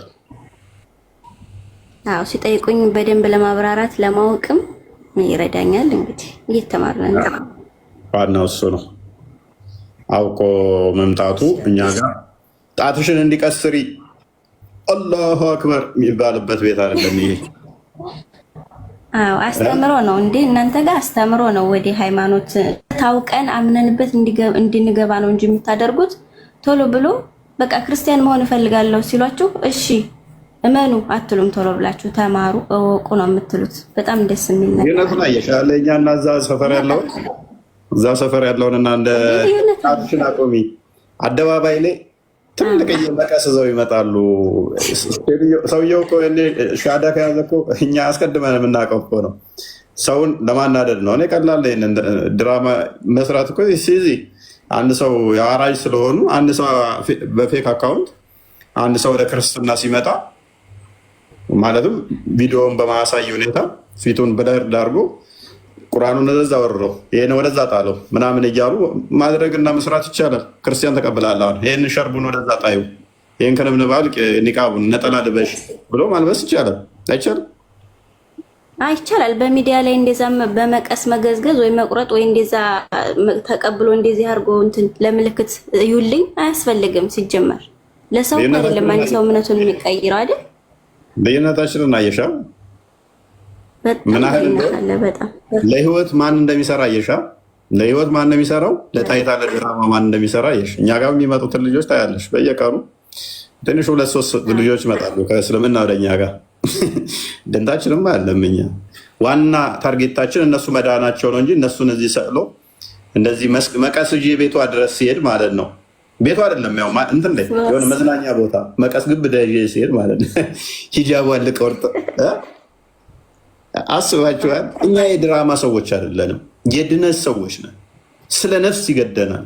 ስለ ነፍስ ደግሞ አስቀድሜ ነግራችኋል። የእኛ ልጆች ትንሽ አንዳንድ ዘገምተኞች አሉ፣ ኦርቶዶክሳውያን እንደዚህ አይነቶችን ቪዲዮ እያመጡ ፕሮሞሽን የሚሰሩላቸው ምንድን ናቸው? ይሁዳም ሄዷል። እነኝን ሶሪ ንጽጽር ላይ ያላችሁ ሙስሊሞች ላይ የምትሰሩ የእኛ ልጆች ጎበዞች ታሪኩን ስለሚያውቁት በምን ምክንያት ሰውየው እንደሄደ ጠንቅቀው ስለሚያውቁ ይሄ ነገር እንደሚሰራ ስለምናውቅ ጠቁሚያችኋለሁ። አስቀድሜ የዛሬ 10 ወር አካባቢ ተጠቁማችኋል። ምን እንደተያዘባቸው ምን እንዳለ በምን ምክንያት እንደሆነ ተጠቁማችሁ ቪዲዮ እያመጣችሁ መዝሙር እያደረጋችሁ እና ያው ምንም ማድረግ አይቻልም። ብዙ አይነት የራሳችሁን ህይወት ኑሩ፣ የራሳችሁን ብቻ ህይወት ኑሩ። እስቲ ክርስትና ውስጥ የሚመጡትን ተቀበሏቸው እና በስርዓት አስተናግዷቸው። ሰንበዴ ሄደ አልሄደ who cares? ነው ጳጳሱ ሄድ እንኳን እዚህ ቲክቶክ ላይ ያሉት እያንዳንዳቸው መረጃዎቻቸው አሉ። እያንዳንዳቸው ከምን ጋር በተያዘ እንደሆነ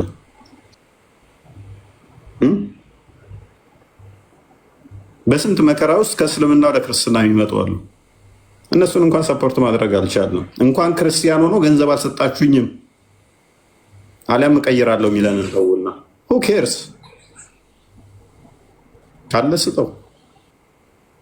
አይ ዞር ብላችሁ አላያችሁኝ አልጠየቃችሁኝም ቸግሮኝ፣ ስለዚህ ሃይማኖቴን እንቀይራለሁ በቃ ገንዘብ እንደዚህ ስላላደረጋችሁኝ። እንደዚህ አይነቶቹ እንኳን ሳይሄዱ ሄዳለሁ ቢሉን እንኳን ደንታችን አይደለም። ሃይማኖት በገንዘብ የምንደራደርበት በወንድ የምንደራደርበት ስትላላጡ ስትሉ ስትብኳኩ ማይሆን ቆሻሻ ቪዲዮ ትላላኩና ያንን መዘዛችሁን እኛ ጋዛችሁ ትመጡና አሸማጋ እንትን ትላላችሁ ማለት ነው። ተሰተሩ፣ ቅድሚያ ስራ ጠብቁ፣ አትግማሙ። ሴቶች ወደ እኛ ጋር ለሚመጡት እዩዋቸው። እያንዳንዷን አስተምረን ወራትን ፈይተን ማለት ነው። ወራትን ፈይተን አስተምረን ፍዳችንን አይተን ማለት ነው። ከዚህ ላይቭ ላይ 4 ሰዓት ምናምን ተቀምጠን እንደገና ደውለን አውርተን ማለት ነው ልጆች። ከዛ እዚህ ጋር ሰንበዴ ሄደ በመዝሙር ያቀናበርልኛል። እስቲ የመጡትን እስቲ እርዱን። እስቲ የመጡትን ልጆች እንደዛ እያቀናበረ ከጎናችሁ ነን በሏቸው። እስቲ እንደዚህ ያደርጋሉ። እንደዚህ ለነሱ ፖለቲካ መጠቀሚያ ትሆናላችሁ ማለት ነው።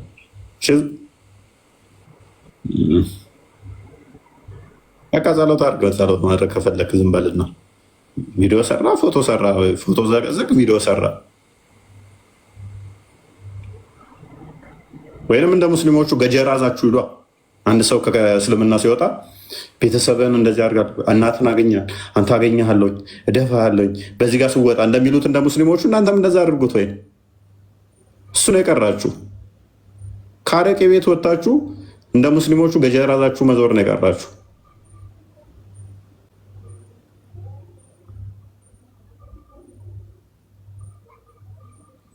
ሶሪ በጣም የእኛንም ስራ አታበላሹብን። ቢያንስ ስራችንንም አታበላሹ። እውነት ተቆርቁራችሁ ከሆነ ከእስልምና የሚመጡትን እስኪ ሰፖርት አድርጓቸው፣ ሲያለንላችሁ በላቸው እንደዛ በስራ ማግዟቸው እስኪ ስራ ስጧቸው እስኪ። አሁን ትናንትና የተጠመቀችው ልጅ ለምሳሌ ወራት ሆና ከቤተሰብ ተባራ እንዱ ሰው ጋር ተጠግታ ስራ እየፈለገ የሚያስጠጋት እንኳን አታ ነው ያለችው። ትናንት የተጠመቀችው ልጅ እስቲ የሚገዳችሁ ከሆነ እስቲ ስለተጠመቁ ልጆች እስቲ ድምፅ ሆኖ እስቲ እነሱን እስቲ እህታችን መጣሽ በሉና ወደኛ የመጣሽ ብላችሁ እንደው አሳስቧችሁ ከሆነ የእነሱ ፎቶ እንትን በሉና እስቲ አፕሪሺየት አድርጓቸው። አታደርጉ። ሰው ወደ ክርስትና እንዲመጣ እየሰራችሁ አይደለም፣ ጭራሽ እየገፋችሁ ነው ያላችሁት።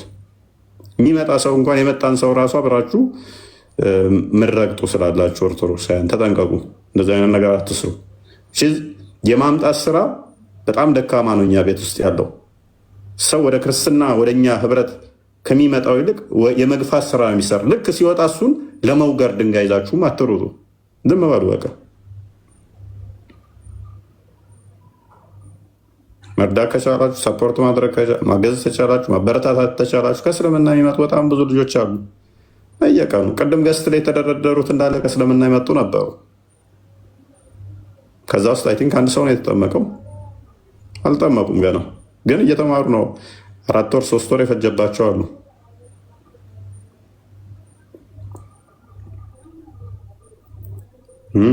እስቲ እነሱን ሰፖርት አድርጓቸው። በሞራልም እንኳን ጓደኛ ያጣሉ፣ ቤተሰብ ያጣሉ። እነሱን እስቲ አለንላችሁ በላቸው። ሰንበዲ አንድ ፎቶን ቲክቶኩን እንደዚህ ከእንትን ከምትሉ ማለት ነው።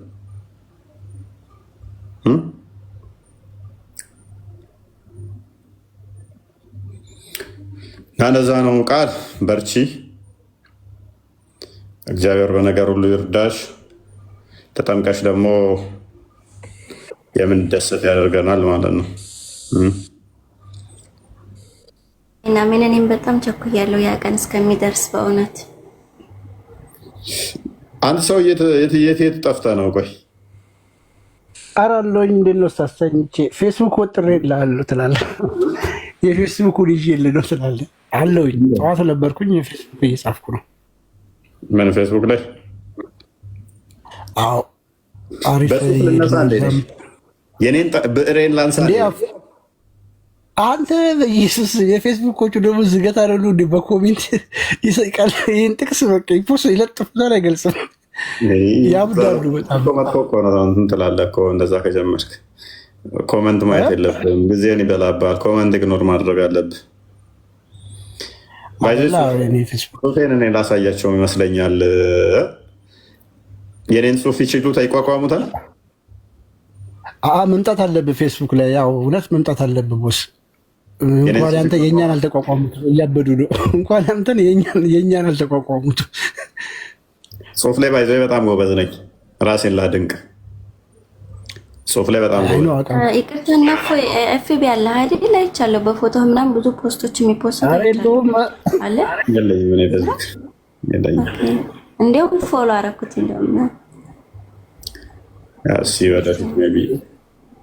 ጽሁፍ ላይ ባይዘ በጣም ጎበዝ ነኝ። እነዚህ እንደ ተልካሻ እንደምጽፈው እንዳይመስላችሁ እንትን ላይ ጎበዝ ነኝ።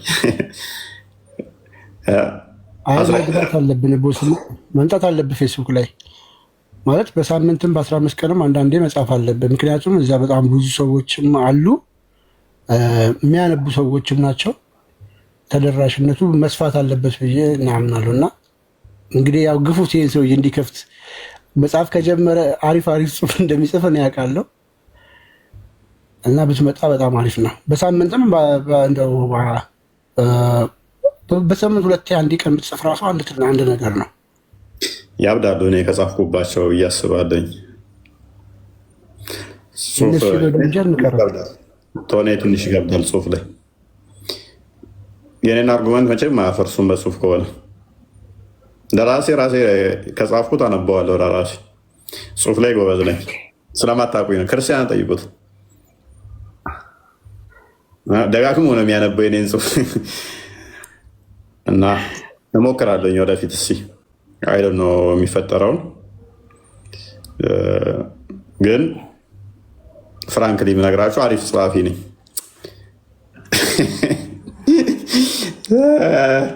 እየዋሹ ይመስላችኋል?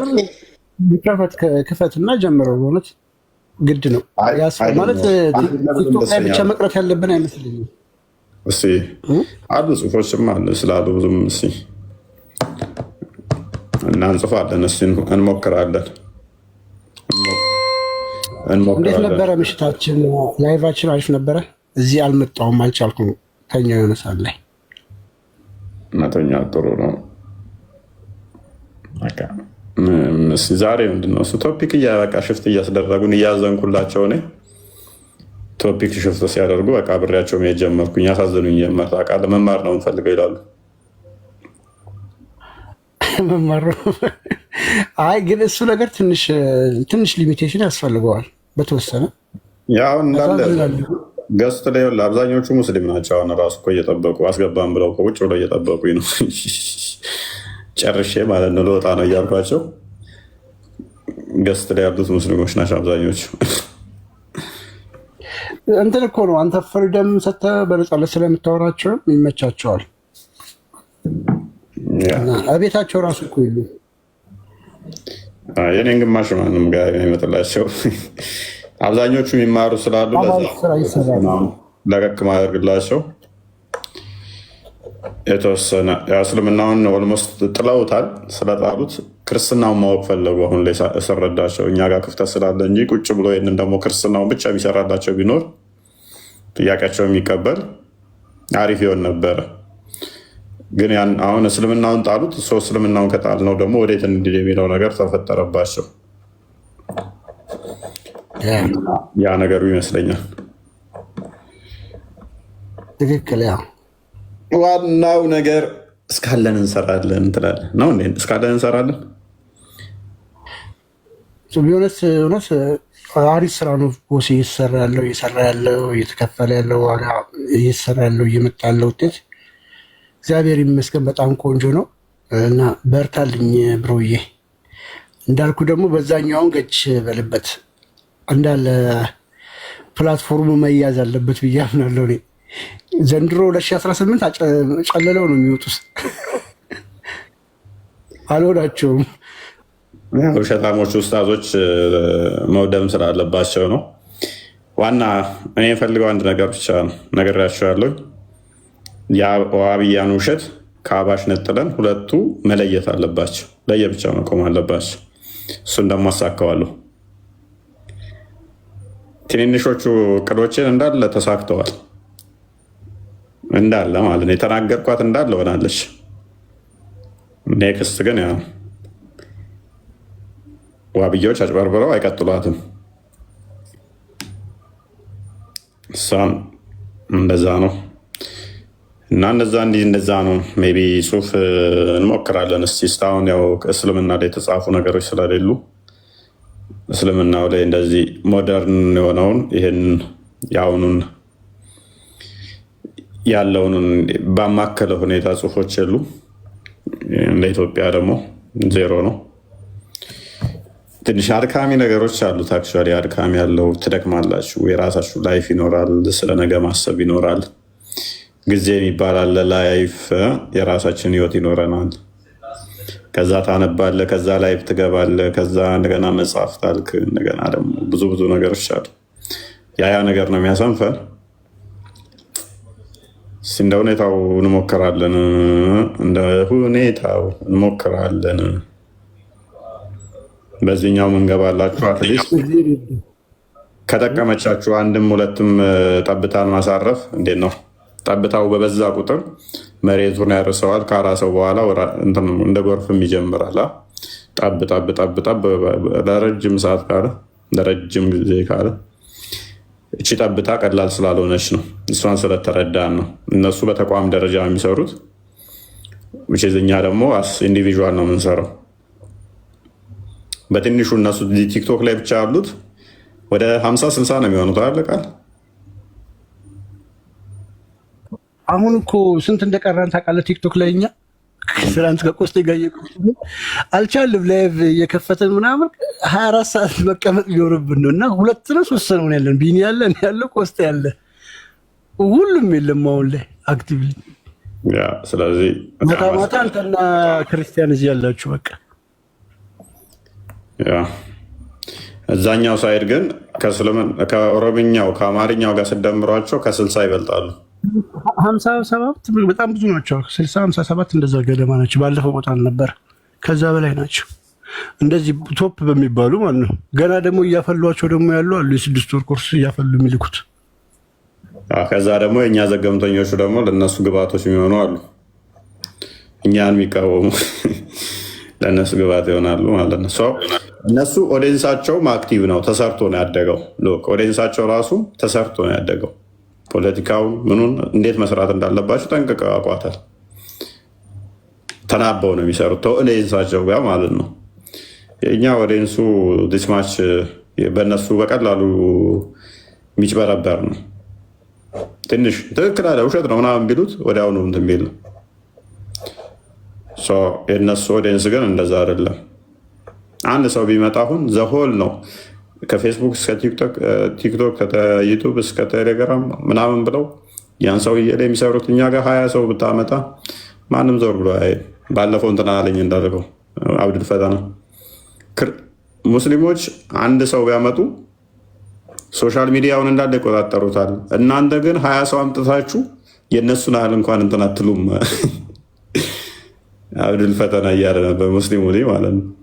ልዩነቱ ሮናልዶ ጀለቢያ ከለበሰ እኮ ስንት ፕሮሞሽን ነው የሚሰሩበት። ጀለቢያ ለለበሰው ብቻ በጣም ከባድ ነው። አንገናኝም በዚህ እሱ እውቀት የለህም ይለኛል። መጅሊስ ቁጭ ብሎ እኮ ስለ እኔ የሚወያየው እኮ በእኔ ጉዳይ ነው። አልሰማም።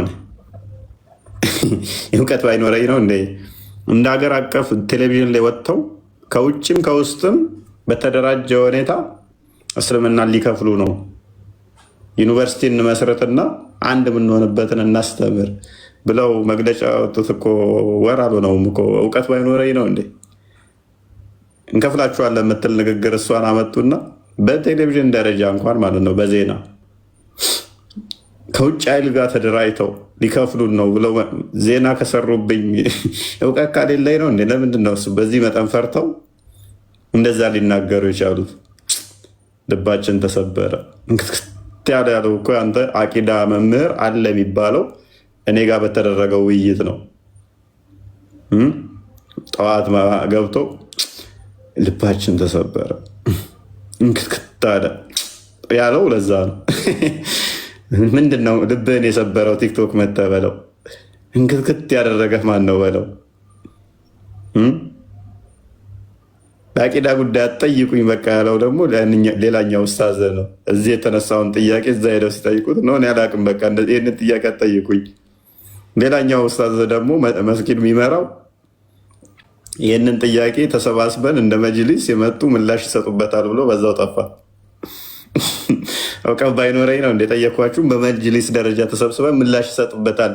ለጊዜው ግን ቲክቶክ ላይ ንጽጽር መሰሩ፣ እዚህ ላይ ምላሽ አትስጡ ዝም ተበሉ ተብሎ እስካሁን ምላሽ አልሰጡም። አልመጣም አይደለ? ያ ሰው ምላሽ አልሰጡማ። ማንም የለም እና እውቀት ባይኖረኝ ነው የተነሱት ጥያቄዎች ትክክል ምላሽ እየተሰጣቸው እንዳልሆነ ሲገባቸው ተመጅሊስ መተን ምላሽ እንሰጣለን ተብሎ እኔ ያሉት እውቀት የለኝም ጎበዝ። ማሜ ነኛለው ማለት ነው። ከማሜ ጋር ኩዶኛል። ነብይ ሊያደርጉኝ ነው በቃ። መጅሊሱ ንጽጽሩን እየደገፈ አይደለም ተብሏል። አዲስ የወጣው ደግሞ አትለኝም። ጌታ ምስክሬን አደራጇቸው፣ ቢሮ ሰጧቸው፣ አደራጃቸው፣ ቢሮ ሰጧቸው። እንደገና ደግሞ ለእንትኖቹ ደግሞ ኢቭን መጅሊሱ ተገኝቶ ነው ተቋም የመሰረተላቸው። እየደገፈ አይደለም ልክ እንትን ኮርስ የሚወስዱበት ቪዲዮ ለጥፌዋለሁ ታውቃለህ። እዚህ ፎይና ጳላዲዮስ ላይ እዚህ ቲክቶክ ላይ የምታውቋቸው እየተማሩ በመጅሊሱ ማለት ነው። አርማው ምናምን ከኋላ ያለበት መጅሊሱ አይደል እንደ እንትን ባነር ምንድን ነው የሚብለው ተቋሙ አይደል የሚያንቀሳቅሳቸው። ተቃውሞ እያንቀሳቀሳቸው እሱ ባይሰጧቸው ደግፈንም ደስ ይላል፣ ደስ ይላል፣ ደስ ይላል። የእኛ በጣም ነው የሚደግፈን። እግዚአብሔር ተመሰገነ ይሁን። አናቃችሁም ብለው መግለጫ ሊያወጣብህ ይችላል። ጥሩ ድጋፍ ማለት ነው። እየደገፋቸው አይደለም እኮ በዚህኛው ኬዝ የተነሳ እኮ ነው ድጋፍ አቁሙ ባላቸዋል የተባለው አሁን ባለው ጭቅጭቅ ነው እንዴ? እሱን ሰምቻለሁ። ባለው ጭቅጭቅ በጣም ተናደዋል እና ድጋፍ አንሰጥም ከዚህ በኋላ እያሉ ነው። ምክንያቱም ምንም ያመጡት ለውጥ የለም። አይ ቲንክ ከፕሮፓጋንዳ ውጭ እሱም ተፈረሰ። የወጣንባቸው ልጆች ስለሚያውቋቸው ነው። ወሳኝ ልጆቻቸውን እንጠቅማቸው። እንደነሱ ፕሮፓጋንዳውን ብንሰራ አስበው። በስመ አብ እነሱ እኮ አንድ እንትን ሲል የሚያስተምሩ ልጆቻቸውን ወሰድንባቸዋሉ። ቤት ደሞዝ እየከፈሉ የሚያስተምሯቸውን ወሰድንባቸው ማለት ነው። የተወሰነ ፍንጭ አላቸው። ከቻ ይመቻቸው። የሱነኛ አካላት ወልደው ሜይ ቢ ያመሰግኑናል ወደፊት ትልልቅ ቦታ ደርሰው እና እነሱ ፕሮፓጋንዳ ይሰራሉ፣ እኛ ግን ሪል እንሰራባቸዋለን ማለት ነው። ልዩነታችን እዛ ላይ ነው። ለዛ እኮ የሚበሳጩት።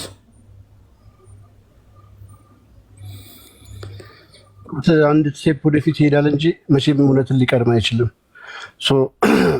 ካስታወስክ እዚህ አንተ ቤት ራሱ መጥተው ሲጮሁ የነበሩ ኡስታዞች ማስረጃ ምናምን ሲሉ የነበሩት ያ ሁሉ ውሸት ነው ተብሎ በራሳቸው ሰው ጀጅ ሲደረግ አንቀበልም ተብሎ እዚህ ደረጃ ድረስ ከፍ ብሎ ሲነገር ስታየው ሀዲሳቶች ደኢፍ ሀዲሳቶች እያመጡ እንደነበረ ሁላ አይተናል። እና በጣም ብዙ ነገር እያየን ያለ ራሱ ዳኢፍ ሀዲስ አንጥቶ አንደኛው ቪዲዮ ላይ አይቼዋለሁ። ሀዲሱ ዳኢፍ ነው፣ በአረብኛው እያነበበ ይኸው እንደዚህ ምናምን ብሎ ለሆነ ክርስቲያን ሰው ሲያስረዳው ይቻል። ያንኛው በቃ ተመለሰልኝ ይላል። ምክንያቱም ሀዲሱ ምን እንደሆነ አያውቅም። አረብኛ ነበበለት አለቀ።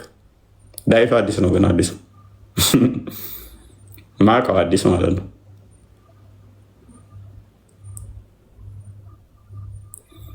እና ይመቻቸው ያርግላቸው ትላለህ። እኛም እንሰራለን እንግዲህ ወደፊት ነው እና በርታ። አሪፍ ነው እውነት አሪፍ። አንደኛ አንዋሽም፣ ሁለተኛ ህብረታችን ከቴስትና ከግብረ ሰዶማውያን ጋር አይደለም። የጠቀመን እኛ ምን እንደው ታውቃለህ? ህብረታችን ሲያውል ተሳዳቢ ከሚባሉ ኤቴስትና ግብረ ሰዶም ጋር እነኛ ህብረት አደረጉ። በጣም በቃ ልጆች በጣም እንትን እንዲወጡ አንድም የጠቀመን ይሄ ነው። እኛ ህብረታችን አንድና አንድ የፖለቲካ ጉዳይ አይደለም። የሆነ ጀማ ፈጥረን የሆነን ሃይማኖት የመስደብ እንትን አይደለም። እነኛዎቹ ግን ህብረት ያደረጉት ከማን ነው? ከእንደዚህ አካላት ጋር። ኦኬ ህብረታቸው ከማን ጋር ነው? ኡስታዞቹ ጨዋነን ይዶሉ አይደል? ከማን ጋር ነው ህብረት የሚያደርጉት? ያው እንደማዋጣ ገባቸው ማለት ነው። እንዴት ነው እኛ ክርስቲያኖችን እንደዚህ ልንተች ምንችለው? እንደዚህ አካላት ጋር ህብረት እያደረጉ የራሳችን ኡስታዞች የሚለው መጣ። የጊዜ ጉዳይ ነው ያልናችሁም ለዚህ ነበረ። እኛ እያንዳንዷን ለተናገርናት ማስረጃ እናመጣለን የሚለው ደግሞ ህዝቡን ገዛው። ገባ? የትኛውም ሰው አሁን እኛን የሚያቀን እያለ መረጃ እንደማናወራ ያለ እውነት ውሸት እንደማንናገር ሁሉም ተረዳ። ሙስሊሞቹ ደግሞ በውስጥ መጥተው ሲያወሩ ምንም ከነሱ የምንፈልገው ነገር የለም። ተንከባክበናቸው መምህር መድበንላቸው ጊዜ ሰጠናቸው ጥያቄያቸውን መልሰን። እኔ አንዳንዴ ሀርሽ ሲሆኑብኝ በጣም እንትሱ ግን አንተ እፎይ ነው ይላሉ። እኔ እኮ በፊት እንደዚህ አይደለም ስለ አንተ ማስበው ይላሉ። ግራ ይገባቸዋል ማለት ነው። ለራሴ ሰፕራይዝ እፈራዋለሁ ምናምን ያሉ እና ኧረ እሱ እንደዚህ ምናምን ካገኙ በኋላ ደግሞ እፎይ እንደዚህ ነው እዛ የሚነገራቸው ሌላ ነው። እኛ ጋር ሲመጡ ግን እንደነሱ ነገና የተጨመላለቀ ቪዲዮ ተይዞባት እንደዚህ እኛ ጋር እንደዚ አይነት አይደለም የሚመጡት። እኔ እዛ የሚሄዱትን ደጋግሜ እነግራቸዋለሁ። መድገም ብዙ ስለማስፈልግ ነው። በገንዘብ 1፣ በወንድ ሴቶች 2፣ ራቁት ቪዲዮ ተይዞ 3፣ ተጭበርብረው 4። በነይ ነው ሊሄድ የሚችለው ሰው። የተጭበረበሩት ማክሲመም 3 ወር ነው የሚቆዩት። ይወጣሉ። የተጭበረበሩት በወንድ ምክንያት የሄዱት ከፍቅረኛቸው ሲጣሉ ይመለሳሉ። ከፍቅረኛቸው ሲጣሉ ይመለሳሉ። የገንዘቦቹም የጊዜ ጉዳይ ነው። ከጥቅም ጋር በተያያዘ ነው የሚሆነው። ይወጣሉ። እነሱ ከትዳር ጋር የመሰረቱት ብቻ ናቸው የተወሰነ ሊቆዩላቸው የሚችሉት። አክቹዋሊ ወጥተዋል። አብዛኞቹ ባለማወቅ ሄደው የነበሩት አሁን በውስጥ አብዛኞቹ ይፋ አላደረግናቸውም እንጂ ወጥተዋል። ዜኖች እነሱም አውቀውታል። ጥለዋቸው ወጥተዋል። ሸውደዋቸው አጭበርብሮ የወሰዷቸው እውነቱን አውቀው 6 ወር አይቀመጡም። በነገራችን ላይ 6 ወር ማንም አይቀመጥም። 6 ወር እኛ ያመጣናቸው ግን ለመማር ራሱ ተምረው ለመጨረስ 6 ወር ይፈጅባቸዋል። እንኳን ገብተው ለመውጣት 6 ወር ይፈጅባቸዋል ለመማር ራሱ ተምረው ለመጨረስ። እዚህ ስማች ነው የምንቀጠቅጣቸው እኛ። እዚህ ስማች አቆይተን አስክነን አስተምረን ነው። ልዩነታችን ይሄ ነው። እነሱ በአንድ ሰው ፖለቲካ በደንብ ያሰራሉ። ሰውየው በማግስቱ ወጥቷል። ግን ብዙ ጋጠወጥ ክርስቲያን ሴቶች ስላሉ ሴት ልጅ ያላችሁ ሴቶቻችሁን ቆንጠጥ አድርጋችሁ አሳድጓቸው በስርዓት። ሶሪ ወንድም ልጅ እንደዛው በስርዓት ማደግ አለበት ብዬ አምናለሁ። እኔ ልጆች ተገርፈው ተቆንጥጠው ማደግ አለባቸው ብዬ ፐርሰናሊ ማምን ነኝ። ደግሞ ሂዱብኝ ያላችሁ እንዴት በዚህኛው በአንደኛው ሴንቸሪ ላይ መገረፍ ምናምን ብላችሁ እንትን እንዳትሉ። ልጃችሁ እዛ ጋር እየተግማማች ራሷን አንዴ ኩከምበር አንዴ ኪያር ራሷ ላይ እየጨመረች ተግማምታ ተዋርዳ ከምታዋርዳችሁ ገርፋችሁ አሳድጉ። እንደዚህ አይነት ልጆች እንደዚህ አይነት የተግማሙ ልጆች እንዳይሆኑባችሁ ማለት ነው። መጨረሻ ላይ እንደዚህ ተጨመላልቃ ተግማምታ ከዛ እንደዚህ ትላላክ እና ከማይሆነ ሰው ጋር ትገባና እሺ እንዴት ላድርግ የሚል ጥያቄ ይመጣል ማለት ነው። እንደዚህ ሁኝ ብሎኛል። አትግማሙ። ስራ ጠብቁ፣ ክብራችሁን ጠብቁ። ራሳችሁን እየቀረጻችሁ መልኩ ማለት ነው። አትግማሙ። ግማታሞች። ስራ ካልጠበቅ ግማታም ነው፣ ቆሻሻ ነው። እንደዚህ የምትለቁ እንደዚህ እያደረጋችሁ ኤኒዌይስ። ስለዚህ ሲቀጥል ደግሞ ከማይሆን ከማይመስልህ ጋር ፍቅርም ከጀመርክ ግማታም ነህ። ክርስቶስን በወንድም ሆነ በሴት የምትቀይሩ ፔሬድ ህብረት እንደዚህ ከጀመራችሁ ትዳር ውስጥ ካላችሁ ግንኙነት ካላችሁ ቄደር ተጠመቁ። ክርስቲያንን የምትሉ ከሆነ ይህ የኔ አቋም ነው። የኔ አቋም ብቻ ሳይሆን የቤተክርስቲያን አቋም ነው። ክርስቲያን አላችሁ፣ በእንደዚህ አይነት ሪሌሽን ውስጥ ያላችሁ ክርስቲያን አላችሁ። እኔ ጋር አሁን ስመጡ በጣም ነው ሶሪ ቃሉን ለመናገር ግን እጸየፋችኋለሁ። እንደዚህ አይነት ሰዎች ስነግሩኝ ገና እጸየፋችኋለሁ። ውስጤ ሸክከዋል ማለት ነው። እናንተን ትሪት ለማድረግ ለማስረዳትም ለማስተማርም በጣም ኢንተረስትድ አለው። ከዚህ በፊትም ተናግሬዋለሁ። ሙስሊም ሆነው አስቀድመውኑ እሷ ወይን እሱ ለመምጣት ከፈለጉ እንደው እየሰደቡኝ መሬት ሆኜ ባስተምራቸው ደስ ይለኛል። እንደዚህ ፍቅረኛ እንደዚህ ነው እንደዚህ እናንተን ለማስተማርም ለመርዳትም ሰፖርት ለማድረግም አብዛኞቹ ቴክስታችሁንም አልመልስም። ታውቃላችሁ፣ አይችልም ቶ አምኖት ኢንተረስትድ ምነግራችሁ ግን ክርስቲያን እንዳልሆናችሁ ነው። በእንደዚህ አይነት ውስጥ ያላችሁ ክርስቲያን አላችሁ። ይህ መጽሐፍ ቅዱስ ነው የሚለው፣ ምን ያለው የሚለው ፍትሐ ነገሥቱም እንደዛው ነው። ክርስቲያን አላችሁ። ከሌላ ቤተ እምነት ጋር ግንኙነት ያላችሁ፣ ህብረት ያላችሁ፣ ትዳር ውስጥ ያላችሁ ወይም ቀደር መጠመቅ አለባችሁ፣ መመለስ አለባችሁ። ሪሌሽናችሁ ጋብቻችሁም ቤተክርስቲያን ቫሊድ አታደርገው። ምክንያቱም ጋብቻ በእኛ ከሰባቱ ሚስጥራተ ቤተክርስቲያን ውስጥ አንዱ ጋብቻ ነው። እንደ ቀላል የሚታይ አይደለም ማለት ነው። በክርስቶስና ቤተክርስቲያን የሚመሰል ነው ጋብቻ። ክርስቶስ ባልየው፣ እሷ ቤተክርስቲያን። ይህንን ኤግዛምፕልን ያጠፋችሁት የዳላችሁት ቤተክርስቲያንና ክርስቶስን ነው። ቤተክርስቲያንና ክርስቶስን ካፈረስክ ደግሞ ክርስቲያን ትሆናለህ? ነው አትሆንም። ክርስቲያን አይደላችሁ። ይህንን በደንብ ልታውቁት ይገባል። ትልቅ የሆነ ስርዓት ነው የምንዱት ማለት ነው። የጋብቻ ስርዓት እንዲቀላል የሚታይ አይደለም በቤተክርስቲያናችን ውስጥ። ከጊዜ በኋላ ነገሮች እንደዚህ ዝሙቱም እየተስፋፋ ሲመጣ ከመፍረስ ጋር አንጻር የመጣ ችግር ነው እንጂ ከማይመስልህ ጋር ጋብቻ መመስረት ቤተክርስቲያን ውስጥ ጣዖት እንደማምለክ ነው፣ ተመሳሳይ ነው።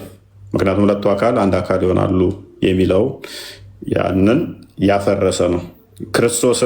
የክርስቶስን ምሳሌነት ካፈረስክ በኋላ ቤተክርስቲያንና ክርስቶስን እንትን ካልክ ወዲያ ክርስቲያን ነኝ ወይ አይደለሁም አይቻልም። ክርስቲያን አትሆንም። ክርስቲያን አይደላችሁም ማለት ነው። በእንደዚህ አይነት ውስጥ ያላችሁት ክርስቲያን አይደላችሁ። እንደዚህ የሚያስቀጥሏችሁ ንስሐ አባት ካሉ ንስሐ አባታችሁ ራሱ መማር አለበት። እንደዚህም ያሉ ስላሉ ማለት ነው፣ የገጠሙኝ ስላሉ ከዚህ በፊት አይደል ነው እንደዚህ ብሎ ነው ንስሐ አባቴ ችግር የለውም በኋላ ወይ እሱ ክርስቲያን ይሆናል አሁን ተጋቡ ምናምን ብሎ ነው ምናምን ብለው ያስጀምሯቸው። ነገር ግን ከተጋቡ በኋላ እምቢ ያላቸው የገጠሙኝ ስላሉ ማለት ነው። እንደዚህ ብላችሁ ያስተማረ ንስሐ አባትም ካለ ስህተት ነው። ስለዚህ ክርስቲያን አይደላችሁ 100%። እንደዚህ አይነት ውስጥ ያላችሁ ክርስቲያን አይደላችሁ። ያንን ልታውቁት ይገባል። ወንዶች በተሻለ መጠን ጥሩ ናቸው። ኦርቶዶክስ ወንዶች ለዚህ ጥሩ ናቸው፣ ጥንቁቆች ናቸው። ሁሉንም እያልኩ አይደለም፣ ሁሉንም እያልኩ ሳይሆን የተወሰነ ፓርት ከሴቶቹ ወንዶቹ የተሻሉ ናቸው። ሴቶቹ ናቸው እንደዚህ አይነት የሚግማሙት። ምክንያቱም ወንዶቹ ሆን ብለው ስለሚያጠምዷቸው የሙስሊም ወንዶች እና እንደዛ ነው። ለዛሬ ይብቃል። መልካም ጊዜሽና ወይ እኔው ሳይሆን ያነሳው ፖይንት ላይ ግን በነገራችሁ ላይ እነሱ ከገቡ በኋላ ራሱ ብዙ ላይፋቸው መስቀልቅሎ ነው የሚወጣው። ማለት ብዙ ስለምናወራ በውስጡ ነው ራሴ በግልም ያወራናቸው አለ አንተ የሚያወራቸው ምናቃቸው እኔ ተውኩኝ እኮ እንደዚህ እጄ ነው ምናምን ሲሉ ልመለስ ነው እንደዚህ ቢሉኝም ራሱ ምላሽ አልሰጥም። እኔ ሰፖርት ልመለስ ነው ብለውኝ እኔ ማአቱ ልጆች አለው ሰፖርት አድርገን ባክ ማድረግ እንፈልጋለን እንዲገብቼ ነው ሲሉ ላሽ ነው ምላቸው። ምክንያቱም አስቀድሞውን ማን ይጃላት በቃዛው ተማሪ ሄድና ለምን ጊዜ እንገድላለሁ እንደዚህ አይነት ሰው ላይ በጣም ነው ሪቴት። ጥሩ ፊሊንግ ሳይኖረኝ ማስተማር አልወድም። ገባ? ስለዚህ በጣም ብዙ ልጆች አሉ እንደዚህ መጥተው በሰው የመጡ በራሳቸው የመጡ ብቻ ደስተኛ አይደለሁም። በፊት እንደዛ ሞክሬያለሁ፣ ያስተማርኳቸው ብዙ አሉ። ይህ የአንተ ስሜት ብቻ አይደለም፣ አንተ ተናገርከው እንጂ ጌታ መሰከረን የሁላችን ስሜት ነው። በውስጥ ስናወራ ሁላችንም እንደ ወንድሞች ስንነጋገር እንደዚህ አይነት ሴቶች በቃ የሆነ በቃ ቋቅን ያለን ጌታ መሰከረን እንዴት ማለት በጣም ነው ብቻ የሚያስጠላ። ወንዱ ራሱ ይታዘባል እኮ ለአምላኩ ያልታመነ እንዴት ነው ለሱ የምትታመነው? የሆነ ሰዓት ከድር የሚባለው ልጅ አታስታውስም ያለኝን ነበርኩኝ። አስታውሰዋል? ምንድን ነበር ያለው? ለአምላኳ ያልታመነች ለእኔ ትታመናለች። ለምሳሌ የእናንተ ክርስቲያን ሴቶች እንደዚህ ያገባሉ እና ቀየርልኝ ብዬ ሞክራትና አታለው ከዛ እሺ ካለች እፈታታለሁ አለ። ለምን ፈታት? ለአምላኩ ያልታመነች እኔን ምን አግብታ ምን አባቷ ትሰራለች አለ። ለሌሎች ትታመናለች። በጣም ትልቅ አባባል ነው በነገራችን ላይ ትልቅ አባባል እና እግዚአብሔር ያልተገኘበት ነገር ደግሞ እያወቃችሁት እውነቱን ሪያሊቲውን እንደዚህ ደግሞ አምላክን ክርስቶስን ክዶ መሄድ በጣም ያሳዝናል። ብቻ ጤናማ አለባበስ ልበሱ። እኔ ማምነው እንደዛ ነው። ጤናማ አለባበስ መልበስ አሪፍ ነው። እንደ ቤተክርስቲያን ያው ነጭ በነጭ ነው ምን ለሴቶቹም እንደሚሉት። ከዛ በዘለለ ግን አይንህን አልብሰው ቅድሚያ አንተ። እሱን አምናለሁ። ከሴቷ ልብስ ይልቅ የአንተ አይን ለብሰዋለሁ። ሴቷ በስርዓት ትሸለም ይላል አይደለ? ጸሎት በምታደረግበት ሰዓትም በስርዓት መሸለም አለባት። አንተ ግን አይንህን በስራ ሸልመሃለሁ። ምክንያቱም ወደ አንተም ስለሚመጣ አይተህ የተመኘ የሚለው ወደ አንተም ስለሚመጣ የሆነ ድሪቶ ስታፍ እንጫ መሸፈን ሳይሆን የአየሩ ሁኔታ ባገናዘበ ሁኔታ ቆንጆ ልብስ ልለብስ ትችላለች። እስቲ ጤናማ ማድነቅም እኮ ይቻላል እኮ። ቆንጆ ነች ብሎ ማድነቅ እኮ ኖርማል ነው። ቁንጅና ማድነቅ ኖርማል።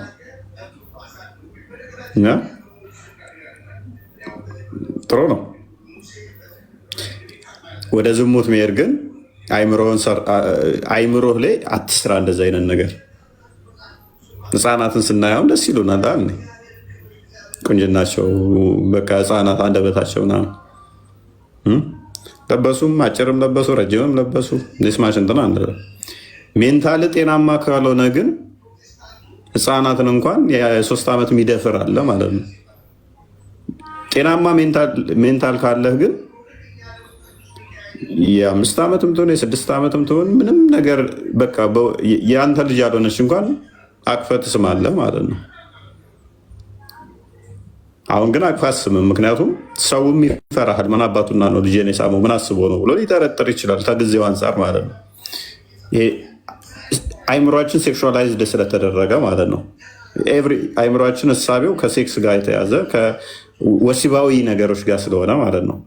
ስለዚህ ልብስ ላይ ከመስራታችን ባልተናነሰ አይምሯችን ላይ የምንሰራ ወንዶች፣ ሴቶች እንዲለበሱ እንደዚህ ሆኑ የሚለውን ትተን እኛ ወንዶች ለምንድነው እንደዚህ ወሲባዊ እይታ ውስጥ የገባ ነው ብለን ራሳችንን ስብንጠቁም ትክክል። እንዲህ ከማለታችን በፊት ራሳችንን ለምንድነው እንደዚህ እያንዳንዱን በቃ የሆነ ነገር ካየው ኦኬ፣ እምብርቷን ካየው ቀጥታ እንትን ብል፣ ታፋዋን ካየው እንትን ብል። እንስሳ እንኳን እንደዛ ማይሆን ከሆነ እኔ ከእንስሳ እንዴት አልሻልም? ማለት እንስሳ አብረው እየበሉ የወሯ ሲደርስ እድሜዋ ሲደርስ ነው እንስሳ የሚገናኘው። አውራ ዶሮ ጫጩት ዶሮን አይገናኝም፣ ጫጩቷን ማለት ነው። ቄብ ዶሮ ሲካካ ላይ ሲደርስ ነው አይደል የሚገናኛት። ታዲያ ሰው ከእንስሳ ተዶሮ እንኳን ታንሳላችሁ እንዴ? 30 ዓመት ሆኖ የ3-4 ዓመት ልጅን የምትገናኝ ከሆነ የ5 ዓመት ህፃን ልጅ የምትገናኝ የ30 ዓመት ከሆንክ ስለምን ልብስ ነው የምታወሩት? ስለ አይምሮ ማውራት አይሻልም? አውራ ዶሮ ጫጩቶቹን እንደዛ ማያደርግ ከሆነ የ30 ዓመት የ5 እና የ6 ዓመትን ህፃን ልጅ የሚደፍር ከሆነ ስለምን ልብስ ነው የምናወራው? ስለ አይምሯችን ማውራቱ አይሻልም?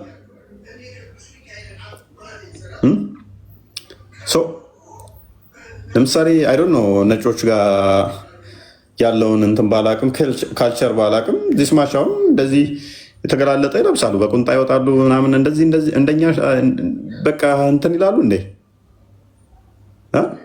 ደንታቸው እንደ የሆነች በቁንጣ አንዷ እንዲህ ብታልፍ እያሉ ያሉ እንዴ? ለምንድነው ላጭን እያዝረበረብክ እንደዛ ልትሆን የቻልከው? አንዲት ፈረንጅ እንደው ዱብ ዱብ እያለ በቁንጣ ስታልፍ ቢያት እንዲህ ምናምን ብሎ እሷን ይኸው ምናምን ብሎ እንትን ይላል። አይ ዶንት ቲንክ እንደዛ ነው። አይ ዶንት ቲንክ ሶ። እንደዛ የሚሉ አይመስለኝም። ስለዚህ እነሱ አይምሯቸው አሁን ባታየው ብሎ የሚከተል ወንድ አይደለም ማለት ነው። መሐመድን ይመስል ባታይቶ እየሮጠ ሄዶ ሴት እነዚህ ካያችሁ ምናምን የሚሉ አይደሉም። አይ አስተዳደጋቸው አትሊስት አይምሯቸው ከዚህ ከፍ ብሏል ማለት ነው። ከልብሱ ከፍ ብሎ እራሳቸው ላይ መጥቷል ማለት ነው። አይምሯቸው ላይ መጥቷል። ስለዚህ ቁንጣ ለበሰች፣ ባቷ ታየ፣ እምብርቷ ታየ። ሴሰኞች አይደሉም ማለት ነው። ቢያንስ እንዳንተ በቃ እንደዚህ በማየት እንደዚህ ወዲያው እንትን የሚሉ አይደሉም። ስለዚህ ራሳችን ላይ መስራት እንደዛ ጥሩ አለ። ወደ ሴቶቹ ብቻ ከመጠቆም አንተ በቁንጣ ትሄደለ፣ እሷ በቁንጣ ስትሄድ ለምን ይከፋል? እሷ በቁንጣ ስትሄድ ለምን ይከፋ? አንተ በቁንጣ እየሄድክ አንተ በቦዲ እየሄድክ እሷ በቦዲ ስትሄድ አትሌቶቹ አይሩጡ እንደማለት ነው ትላለህ። አትሌት ስታይ አሁን ቁጭ ብድግ ልትል ነው እንዴ ታዲያ? አሁን አትሌት እያየህ አሁን በፓንት በቁንጣ የሚሮጡት አሁን እዛ እንትን ልትል ነው። ምክንያቱም ሩጫው ላይ ስለሆነ አላማህና ሀሳቤህ ስለ ቁንጣ፣ ስለ ባቷ፣ ስለ ጡንቻዋ ታያለህ አታይም? እንትን ትላለህ አትልም? ምክንያቱም ፎከስ ያደረከው ሩጫው ላይ ታሸንፋለህ አታሸንፍም የሚለው ላይ። ስለዚህ ከባትና ከጭን ከፍ በሉ፣ አይምሯችሁን እንደዛ አስቡት። ጤናማ ሴቶቹ መልበስ የለባቸውም አለባቸው። ምክንያቱም ለሌላው መሰናክል ከመሆን ይልቅ የወፍጮ እንትን ተጭኖበት ወደ ባህር ቢጣል ይቀለዋል ይላል። መሰናክል እነሱም ላለመሆን ጤናማ ልብስ ቢለብሱ አሪፍ ነው፣ ጥሩ ነው ማለት ነው። ስለዚህ ሴቷ ያው በብሉ አይ ቲንክ እንትንን ነው መሰረት የሚያደርጉት ሴት የወንድን ልብስ አትልበስ፣ ወንድ የሴትን አትልበስ ከሚለው ጋር በተያያዘ ይህ ማለት ግን አይደል ነው ሴት የወንድን የወንድ የሴትን ሲል የትኛውን ልብስ የሚለው እሱ እንትን ቢልም የግድ ሱሪ ማለት ብቻ አይደለም። ሱሪ ጋር በተያያዘ እንትን ስለሚሉት ማለት ነው።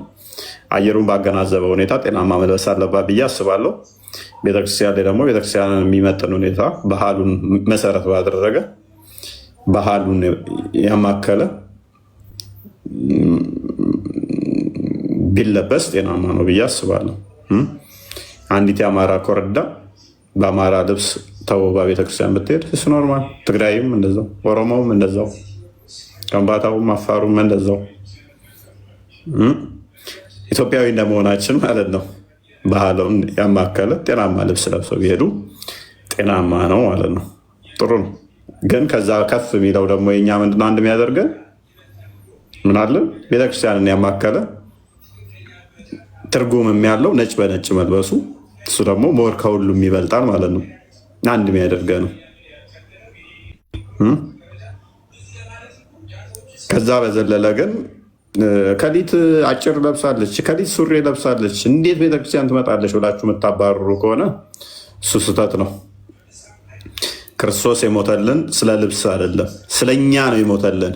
ይሄ ልብሱ ይሄ የኃጢአት ውጤት ነው። ጸጋችን ሲገፈፍ የመጣ ነው።